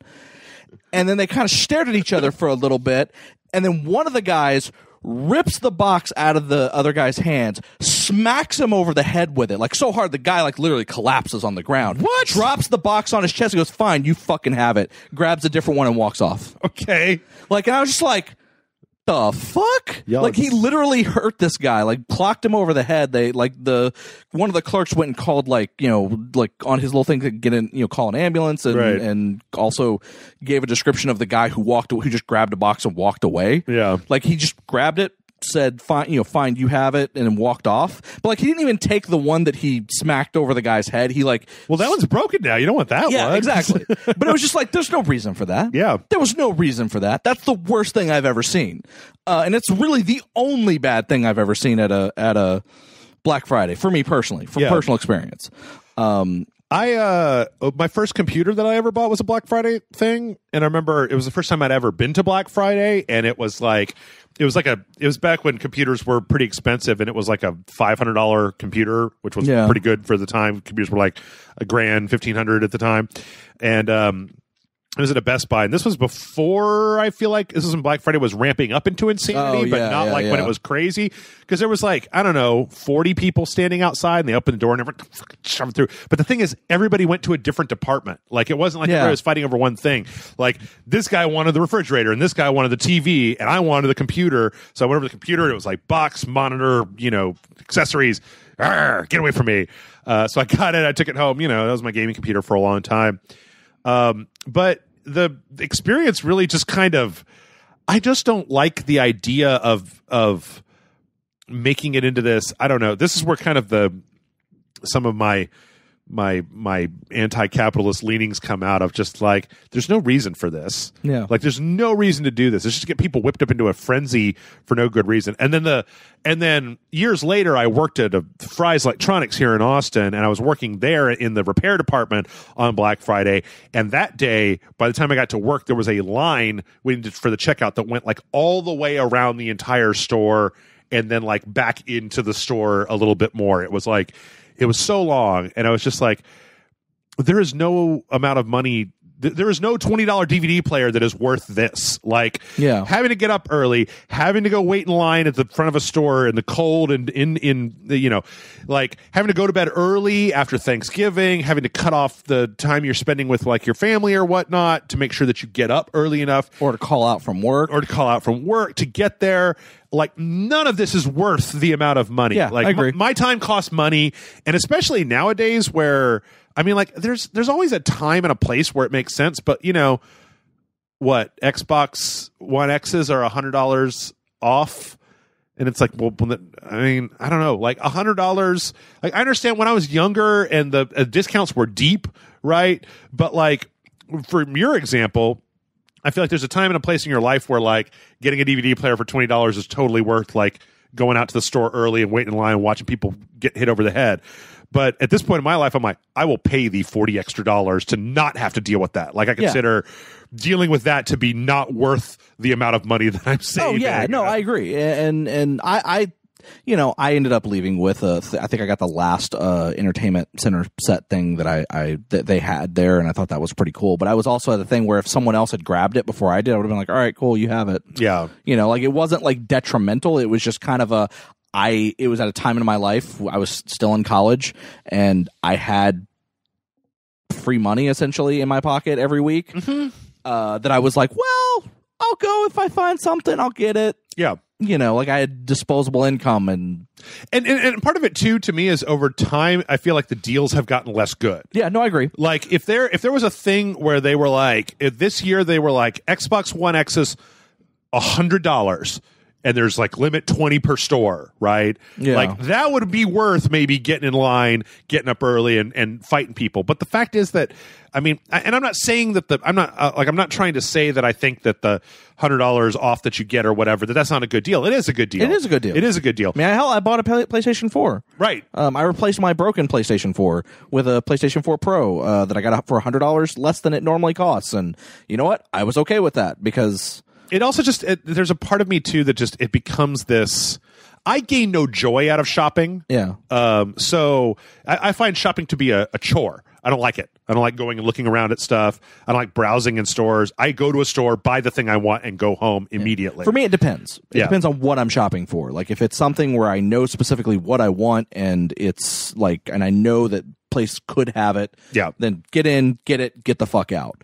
But if it's something where I'm like, oh, I want to go, I'm bored, I don't got anything to do, and let's go to fucking, out of boredom, go to this specialty shop that's in the area. I'll walk around and, I enjoy that. Let's go to fucking comic book stores and take a look at what comic books they have or whatnot. Like, that's cool. I'm fine with that. But it just depends on like what my mindset is. Yeah. Like there are certain things like I'm not going to. Also, as you well know, I don't like stuff. I don't. I am a pack rat. I don't buy statues or cool looking things. Like everything that's in my house is either functional, a gift. I mean, I've got a whole set of posters that I need to get framed that I just haven't gotten framed. So I don't really enjoy that stuff. And so then there's also a part of me when I see Black Friday in its full effect, when it's gotten a lot less. Well, these I days. feel like it's gotten less, because like you said, I feel like the deals are lessened. Like they're not as good of deals as they would have been in the height of it, which I think is partially because of what things that happened during the height of it. Right. And then also the fact that places like Best Buy and other stores have start their Black Friday deals early. Right. It's not just contained to one day. It's usually the entire week or it's from the day of Black Friday and it goes on to the end of the year. Or in Best Buy's case, I think it started on like Tuesday and went all the way to Cyber Monday or something like Saturday. that. It went on Saturday, and it's actually still going on. Okay, well, there you go. I literally was at Best Buy earlier today, just walking around bored. Yeah. And like the Days Gone, still $20. Death Stranding was like $34. Really? Wow. Yeah, like games are fucking cheap. Like these are like games that I was like, oh, okay. But I guess there's something that doesn't sit well with me, seeing the kind of like orgy of spending and getting stuff and the stuff, because I'm not a stuff guy. I know. Like all my pants are exactly the same. Last year I ordered 5 black T-shirts from Amazon, and I'm still wearing them. And I also today, think that's the other thing that has also lessened it is Amazon services like Amazon and other online services. Yes, Cyber Monday's a thing, but even then, like Amazon has like sales, and you don't even have to leave the house to participate in Black Friday now. Yeah. Let's see. This is a quick admin. Somebody wrote in, and I'm going to address this right now, who was asking Amanda about a gift that they wanted to send me on Instagram, and I told them to send them over to the email. And so they say, hey, Jeff, I was talking to Amanda about getting you a Christmas gift, and I was told to send you an email about it. So here's the email, lol. I'm going to say right now, I have a difficulty giving out my address for any reason, and P.O. boxes are expensive, so generally I don't get things from people. Like, it's not that I don't appreciate the sentiment. It's just I have this weird thing. I'm sure it's not that difficult to find out where I live if you really wanted to try, which is not an invitation. Please don't do that. But I don't usually give my address out, and P.O. boxes are strangely expensive to rent, unless you're getting things on a pretty constant basis. So I don't know if you can think of a way to do this, maybe. I don't know. I assume you've also replied to this person directly, other than just talking about it on the podcast as well. No. Okay, I would do that as well. Okay, I'll do that as well, just in case. Just in case. But I figured you were talking about it on the podcast as more of a, hey, this is kind of a blanket for everybody. Yeah. I wanted to address it to say I appreciate the sentiment. I just feel weird about giving out my address. I understand. Because, that's like where I live and stuff. I don't know. It's weird. Yeah. Not that I think anybody's going to show up at my door and be like, hi, are you Jeff from Rage Select? And be like, yeah, man, I'm eating my lunch right now. What's going on? Can I stay with you? It would be really, trust me, it would be very underwhelming if you came to my house at any time. What was it? That one like streamer guy who literally some fan showed up at his door, like in the middle of the night, and like asked if they could stay with him, and he's like, "I don't know you." Yeah, you can't stay with me. I don't have any room. And but yeah, apparently the guy like had like run, like was a kid, and they had run away from home, and like they thought that they could just stay with him. Yee. And it was just like, I don't even know how you got my address. Yeah. Yeah. So I don't know. Also, if anybody can think of a solution, I'd be more than happy to listen to solutions. Those are the only two things I can think of, because I don't get a lot of things where people want to mail me stuff. Right. Yeah. So like if there's a way to set up like a redirect to like a post office or something in my area that then like they know that if it's addressed to me, it just redirects to my house. I don't know if that's a thing. I don't know if that's a thing either. Like I know previous times it's because someone knew someone who lives here in Austin with us. And they just said, "Hey, if I send this to you, can you give this to Jeff?" And, and you know, that person was like, "Yeah, I see Jeff every couple of weeks, so sure." But it was like they're friends with that person, and you know, so it's kind of a maybe if like you have a very specific gift in mind and it's on Amazon, you could just tell me what it is, and I could make like just a one Amazon wish list and send it to you, and be like, you could fulfill the one thing on the Amazon wish list. I know it's not quite as cool as like getting a present, right? Yeah. But all right, let's answer some Discord questions. Jonathan Scratch writes in and says, "Are we ever going to get the audio from you guys talking about horror games at the One of Us live show?" We can. I guess I'll put it out there and ask people if they want it. Like, it was very. Do you have it? Chris has it, and he offered to send it to me, and I said, "You can put it up on your own website." Like, the thing is that I feel like the last thing anybody at Rage Select needed was another 30 minutes worth of Rage Select content. We already put out so many fucking things every week, right? Yeah. Also, I don't know what the audio quality or anything was of it. If people are really interested in it, you let me know, and I can ask him about it, maybe put it up. I get stage fright a little bit, and doing that was very nerve-wracking for me, so I don't know how entertaining I was, just because I get a lot more stiff and uncomfortable when I'm in front of people. I wasn't in town. Yeah. Especially a bar full of people who don't really give a shit about what I'm talking about. So, but as opposed to just me on this couch not really giving a shit what you talking. No, I'm joking. It's way easier when it's just John who doesn't give a shit what I'm talking about. I'm joking. My dog doesn't give a shit what I'm talking about. Yeah, he's pretty just he listens though. Yeah. He's a good listener. He is a good listener. Joshua Jetspark says, "Great ambassadors of Selective Rage. I just got myself the first novel in the Discworld series, and I vaguely remembered that there was a Discworld point-and-click game that I played many years ago. What are some books you'd like to see made into games?" I want a Neuromancer game. Yeah. I mean, that may be what Cyberpunk is, but like, it used to be. Wasn't there a Neuromancer game? There was. It was a point-and-click adventure game. Yeah. I thought so. I was like, I'm pretty sure there was a Neuromancer point-and-click adventure game, because there was a period of time where like every, I think it was cultish book got turned into a point-and-click adventure game. But I really want, or some kind of weird FMV game. There was a was it a point and click game? No. It was like a weird one of the old ass like adventure games.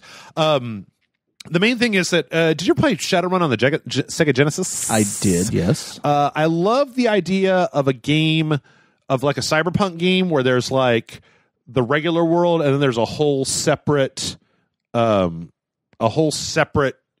for like cyber for the hacking the net type of thing. Yeah. This has got to be the introduction because this isn't. So it was like an old ass one of those real clunky adventure games. But yeah, I would love. I'm a big fan of Cyberpunk and I like that stuff. I also kind of wish from time to time that I could get any one of my dumb spaceship things, tactical spaceship games. Yeah. Like Homeworld's really the only. It's like you have Homeworld, and then you've got like all the kind of the 4X ones where you get space battles, but there's very few that I feel like are just like fun tactical space battles. There's one out there that has a sequel. Before people tell me about it, I know about that one. It's not quite as good as what, not quite what I want out of one of those games. But I don't know. What do you think? Books to turn into Games? I don't know. Comics, maybe? Do you think? What about that one with the metal one that you like? With the guy that, what is it like? He plays heavy metal. Murder Falcon? Yeah. I mean, that's just fucking Brutal Legend, but different, but with kaiju instead of a land of metal. I mean, don't get me wrong, I'd fucking love it. Let's call Tim Schafer now. Tim Schafer. It's Brutal Legend, but with kaiju. Yeah. But yeah, Murder Falcon's awesome. I'd play a game based on that.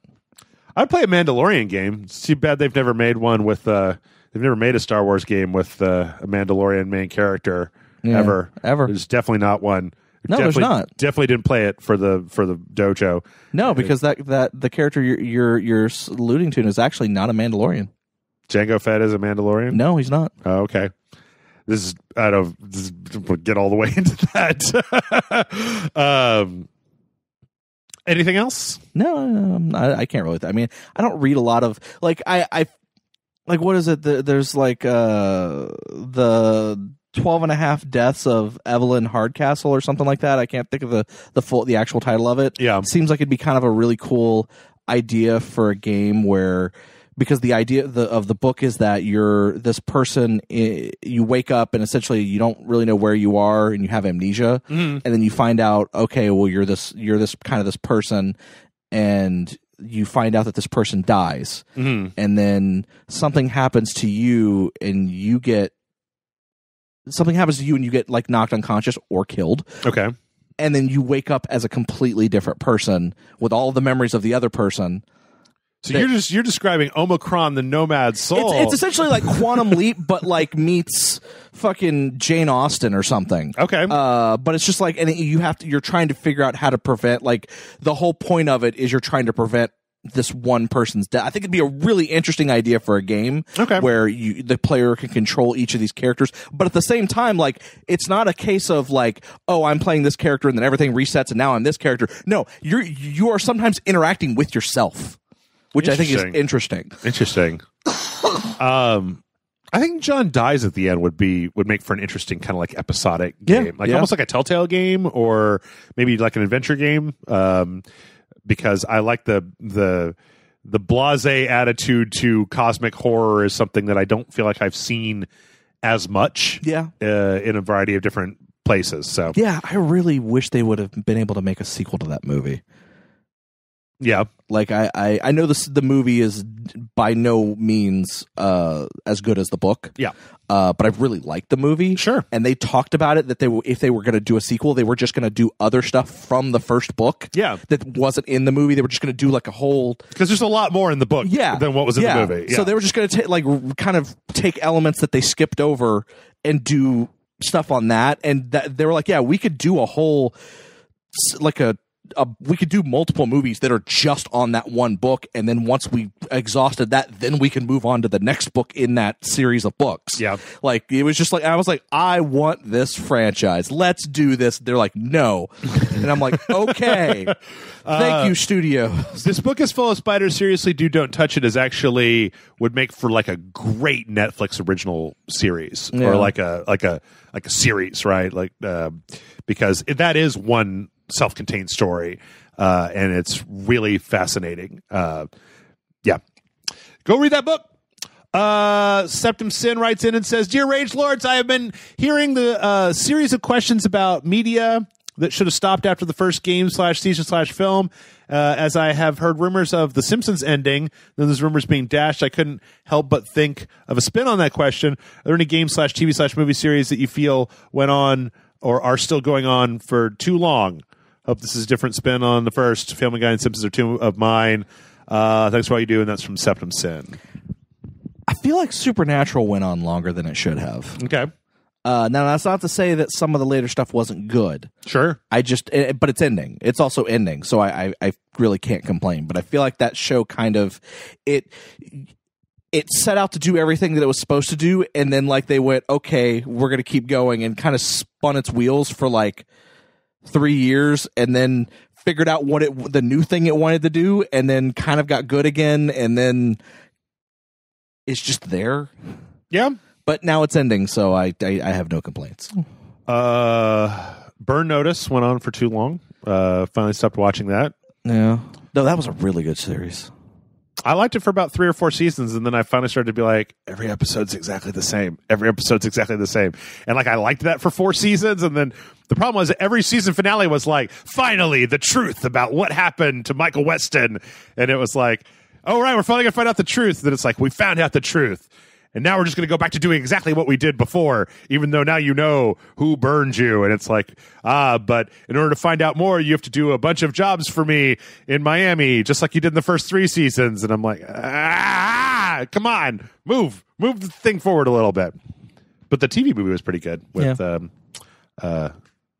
Bruce Campbell. Yeah. Assassin's Creed has gone on for too long. I do feel like that series has kind of... I don't know what to say about that series. I kind of feel like it. I'm interested if they do a Viking Assassin's Creed game. I'm interested to see what it looks like. But having said that, I didn't enjoy Origins or Odyssey. Mm-hmm. So I don't, unless it's like another complete overhaul of how the game works, like those. I don't know if I would be interested in playing that. I agree.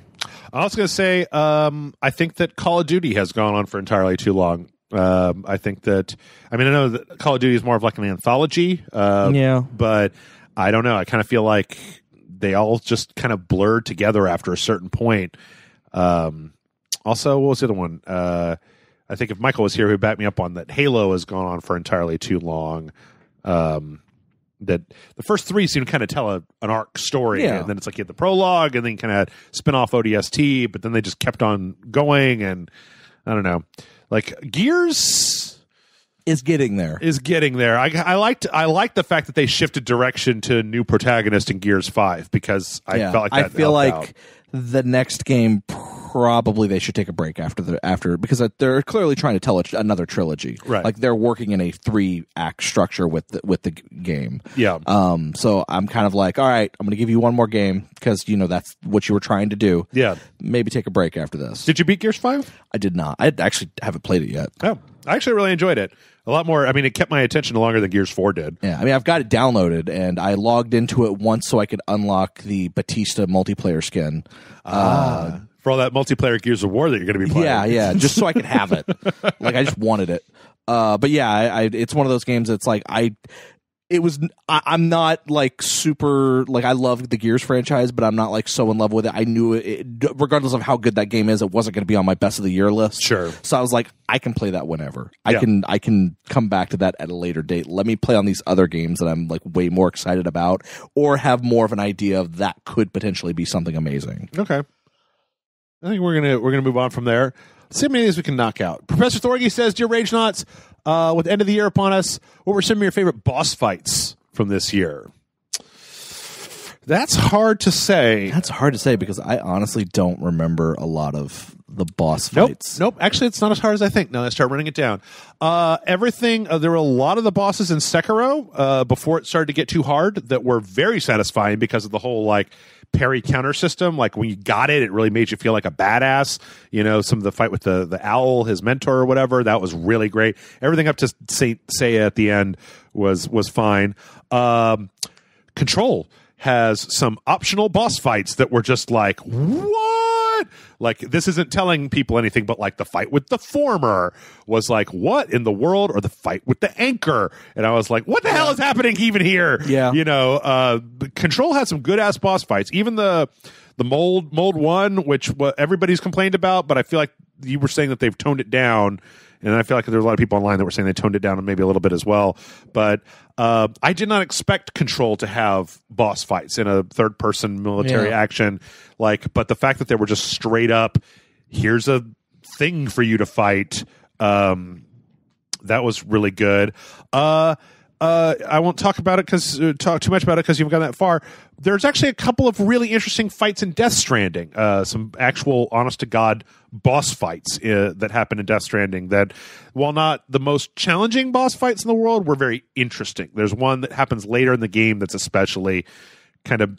It's one of those, like Metal Gear Solid 3, Metal Gear Solid 4. A lot of Kojima's boss fights have gimmicks, and there are a lot of boss fights in Death Stranding that have some kind of gimmicky stuff going on in them.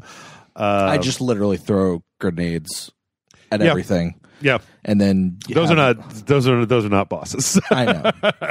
I'm trying to think of the other games that came out this year. Oh no! When I say I'm not talking about those. I'm talking about everything. Just everything. I just throw grenades. Throw a grenade at it. Well, I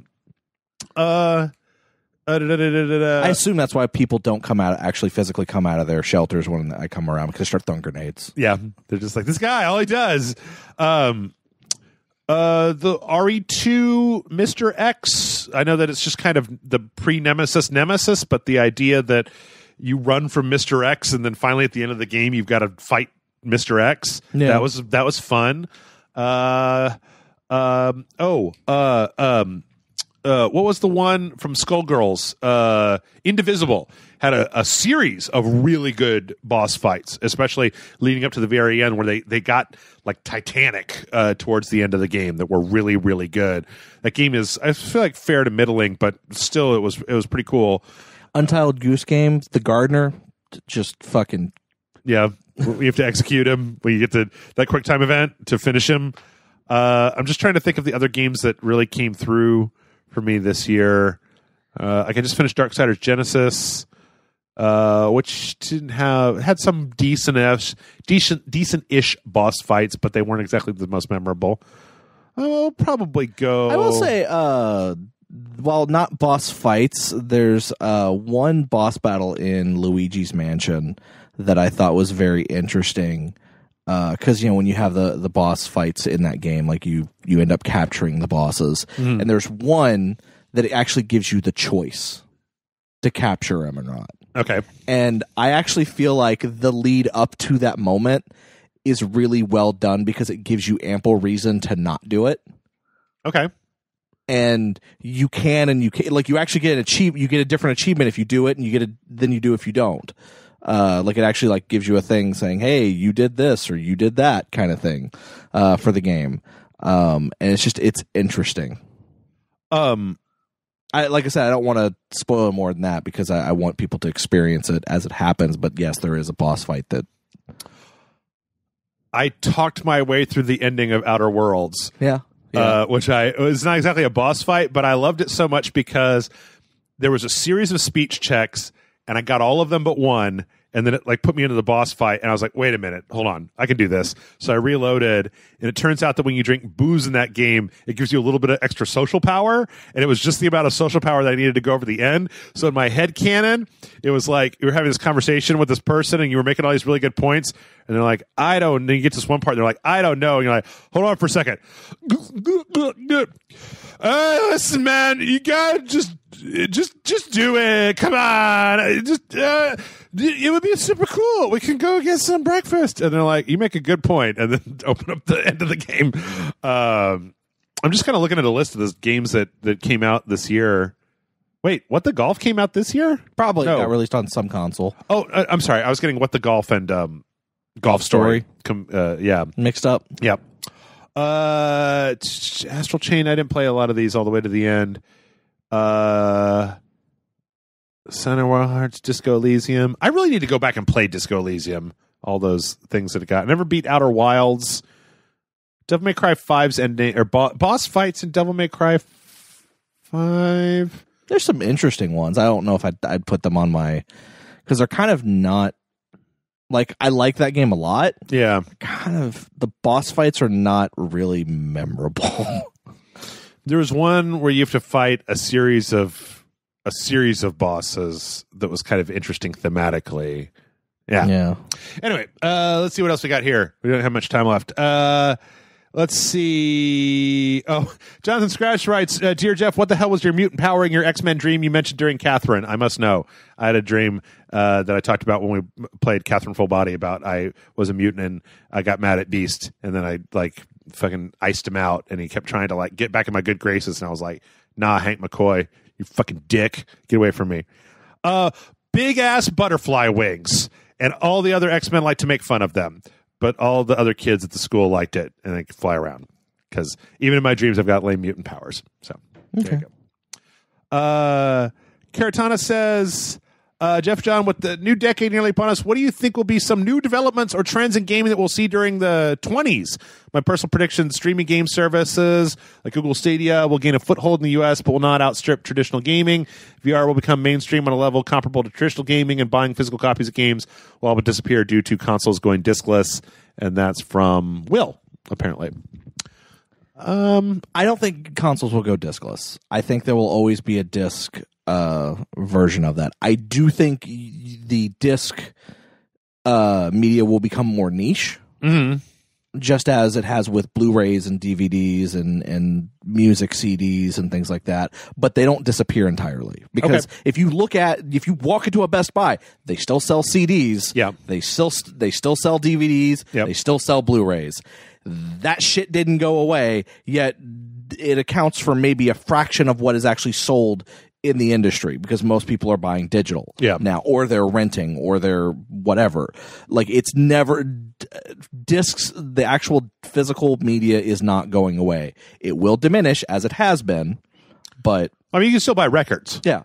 So, you know, if you that can was still the go case, buy books, you can still go buy. Yeah. You know, it's comics. You can go no to comic media. store. No medium has completely been eliminated by digital. VHS? Well, I guess VHS was. Well, I just mean, like, there's still some form of physical media for that. Yeah. Like, it's what I mean. Like, I don't mean like, oh, it did like, Beta's gone. Fuck it. Betamax is gone. So's VHS. But we still have DVDs and Blu-rays. Yeah. You know, CDs and vinyls, yes. And, you know, we'll have all physical media. Will you see versions of consoles that don't have a drive? Of course. I think so. I definitely, I wouldn't be surprised otherwise. Hell, I even go say, you know, people like to say that PC is completely digital. No, it's not. There's still physical media for PC games and for PC media as well as applications and software. Yeah. You know, in a lot of cases, it's a CD, but you have to download a patch from online, or it's a box that you have to buy to get a whatever, to get a digital code for something. But I'm just saying, like, it's never going to go away completely. I think it would be such a hit to retailers, like you were talking about. It'd be such a hit to, like, Best Buy, you know, if you could sell physical copies of games. I personally think that I'm with you about, I think that with the Xbox, when we're seeing this idea of having two SKUs, where if you had a console with a disc drive and a console without a disc drive that was $100 less than the one that had the drive in it, that's the way I think that they'll end up getting it, is over time, transitioning in that direction. The longer it goes on, the more I go onto your side when it comes to the streaming thing. The streaming thing is great, but you do cut off a lot of customers if it's streaming only, because of people who just don't live in a place that has good internet, right? Yeah, and I definitely think that I think that those are going to become stronger, especially with Microsoft doing the Xbox Anywhere, with them really trying to push that. Yep. They hooked up with Sony to do it, right? Yeah, and they're sharing that technology with Sony and working on with them and everything, and even, you know, Stadia. I think Stadia. Hell, Nintendo does it in Japan, right? Yeah. RE7 was on the Switch in Japan because it was able to do that. So was Assassin's Creed Origins? Maybe, I don't remember. Or Assassin's Creed Odyssey. Probably Odyssey. One of the Assassin's Creed games was I think that tech is definitely going to be there. It has to be easy. Yeah. It has to be easy and reliable, and more than anything else, they can't do this $60 for no game bullshit like that Google is doing, right? Like, there's buying a digital game. Like, I mean, you know, I buy Untitled Goose Game on the Nintendo Switch, right? And I don't have a problem spending $20 for Untitled Goose Game. I kind of have a little bit of an issue spending $20 to stream Untitled Goose Game. Like, there's a reason that Netflix is less than the cost of. Yeah. I think you will see, you know, streaming services less of a. You're going to pay $60 to be able to stream this one game, and I do think you're going to see more streaming services where you're paying $20 a month or $15 a month to stream a platform of games that will interchange, which is what the business model has always tried to be, but hasn't been successful, because they're going to try to be that Netflix or Amazon Prime or Hulu version, but for games. I mean, just to put it in perspective, I mean, like, if the Netflix service model suddenly changed to where you had to pay to get each movie or show off of Netflix, like I wouldn't have Netflix anymore because that's just what I already have. I already have a platform that does that. The same is true with Stadia, where it's like, well, if I'm going to spend $60 on Assassin's Creed on Stadia or go to Best Buy and spend $60 on a physical copy of Assassin's Creed, I'm going to go get a physical copy of Assassin's Creed. Like, unless it is super easy, super reliable, super quick, and I just don't know if it's going to get there. But I think with video games, it's as far as the streaming thing goes, and I feel like this is kind of where the problem is. Microsoft is able to get away. I think Microsoft and Sony are going to be able to get away with it through their platforms because they're going to bundle that shit with Microsoft's going to bundle it with Gold, with their Ultimate Game Pass.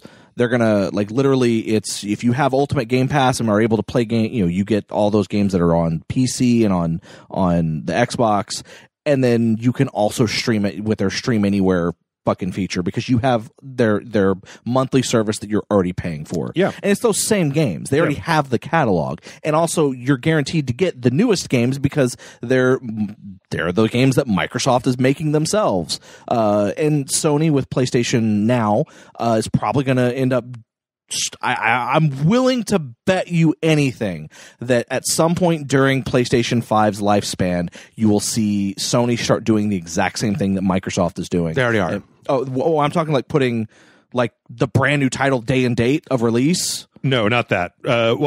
Yes. I think it really depends on how the launches go. I mean, who knows? We've been doing the flip flop, right? Yeah. So is the Xbox Series X and the PS5 when we flippity back to the flip flop, and Sony gets too big for their britches and loses the race at the beginning, and then Microsoft comes back. But no, I honestly believe that Sony's going to start kind of aping Microsoft's Game Pass model for PlayStation Now. Yeah. And I think I think that's the thing is that they have the new games. They're going to have the new games, and that's going to make people want that service. Stadia's problem is, well, they have a subscription, but that doesn't give you access to every game on Stadia. Right. It only gives you access to some of the games. But if you want to play the new games, the brand new games, you got to pay $60 for them. Mm-hmm. And the reason for that is going to be studios. Yeah. The studios don't want their games streamed on a rental service because that's less money for them. Yeah. And that they are going to fight that at every turn. Yeah, that's what it is. I'm sorry, I was just looking up. There was a story last week because PS Now has they did a thing a while back where they said that you could download any PS4 games, and then they just announced that they're putting Horizon Zero Dawn and Uncharted: The Lost Legacy on the PlayStation Now service, and you can download and play them. Yeah, I don't know. As far as VR goes, I was expecting at this point for VR to become smaller and easier and cheaper, and instead I feel like with the Oculus has kind of done that with the one... The Go? Or whatever. Quest, yeah. But like Valve has just gotten bigger and more expensive and more resource intensive. And I feel, but then on the game side of things, there just haven't been that many like, man, I got to play this VR game that just came out games. Yeah, it's literally just been Beat Saber. Yeah. Well, like Trover was good. I like Trover. Beat Saber was good, and there have been a few out there that are kind of interesting, but like Super Hot and Beat Saber have kind of been it. Like have kind of been the only like killer apps for. Well, I mean, like Oculus has the Vader thing. No, but even people who have that, they're like, if you have this is a must get game. Right. I don't know if it's a game to buy the platform for. Yeah, a lot of the problem that I have with the PC version of VR is that. I could buy a VR headset, but my PC isn't good enough to run the games at a high enough frame rate. Well, that's why you want to get the Quest or something like that, right? Because it doesn't require a PC. It's all. But out of the stuff that I know is coming, I'm only interested in Alex, right? And that's going to be, on the PC. So, I don't know. I think that Valve has made. I mean, like, I don't like the idea of making VR into a rich man's toy. Like, I liked the idea that for. What was it, $300 or $400? You could get a PSVR and then just plug it into your PlayStation to totally get access to that stuff. And I feel like I don't know.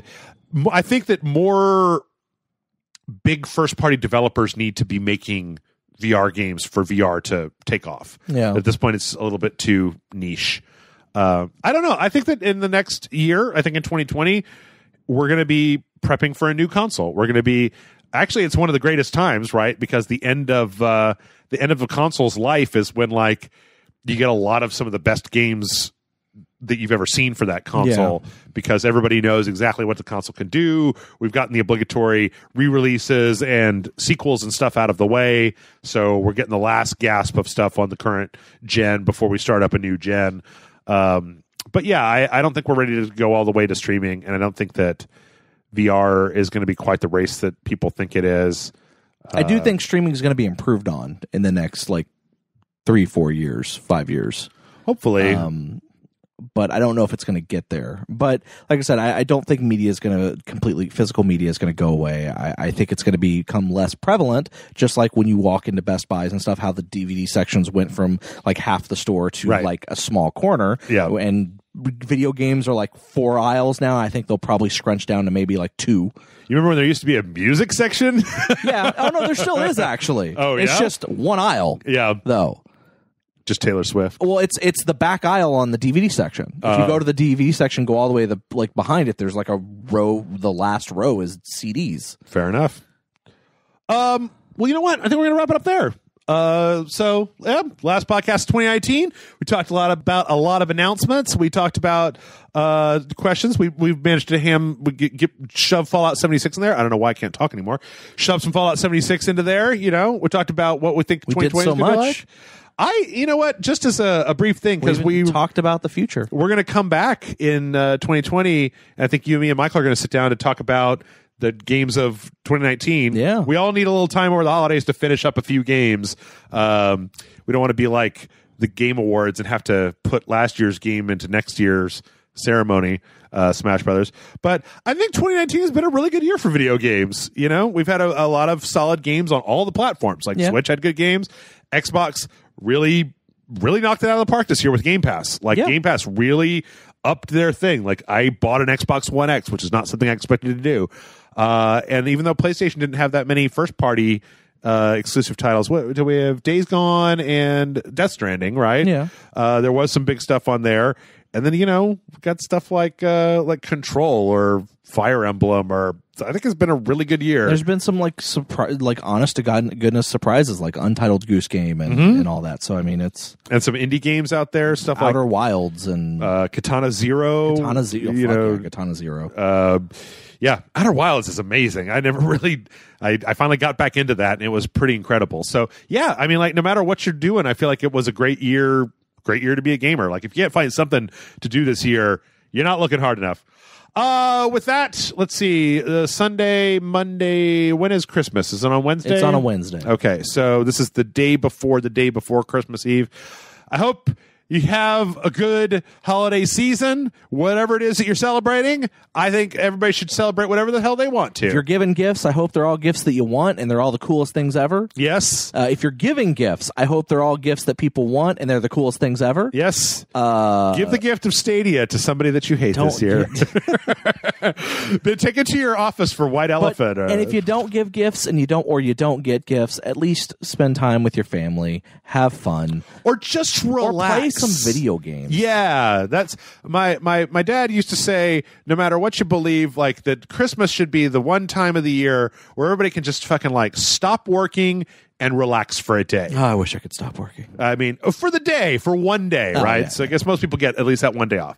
And regardless of what you're celebrating, whether it's Christmas, Kwanzaa, or Hanukkah, or just winter solstice, just Festivus, Ragemas, whatever holiday you are going to celebrate on the 25th, smoke a lot of weed and eat Cheetos Day, whatever it is, I hope it's good for you, and I hope that you get it done, and I hope that you get everything that you wanted. Send us in some questions at mail@rageselect.com, and with that, we will see you again in the year 2020!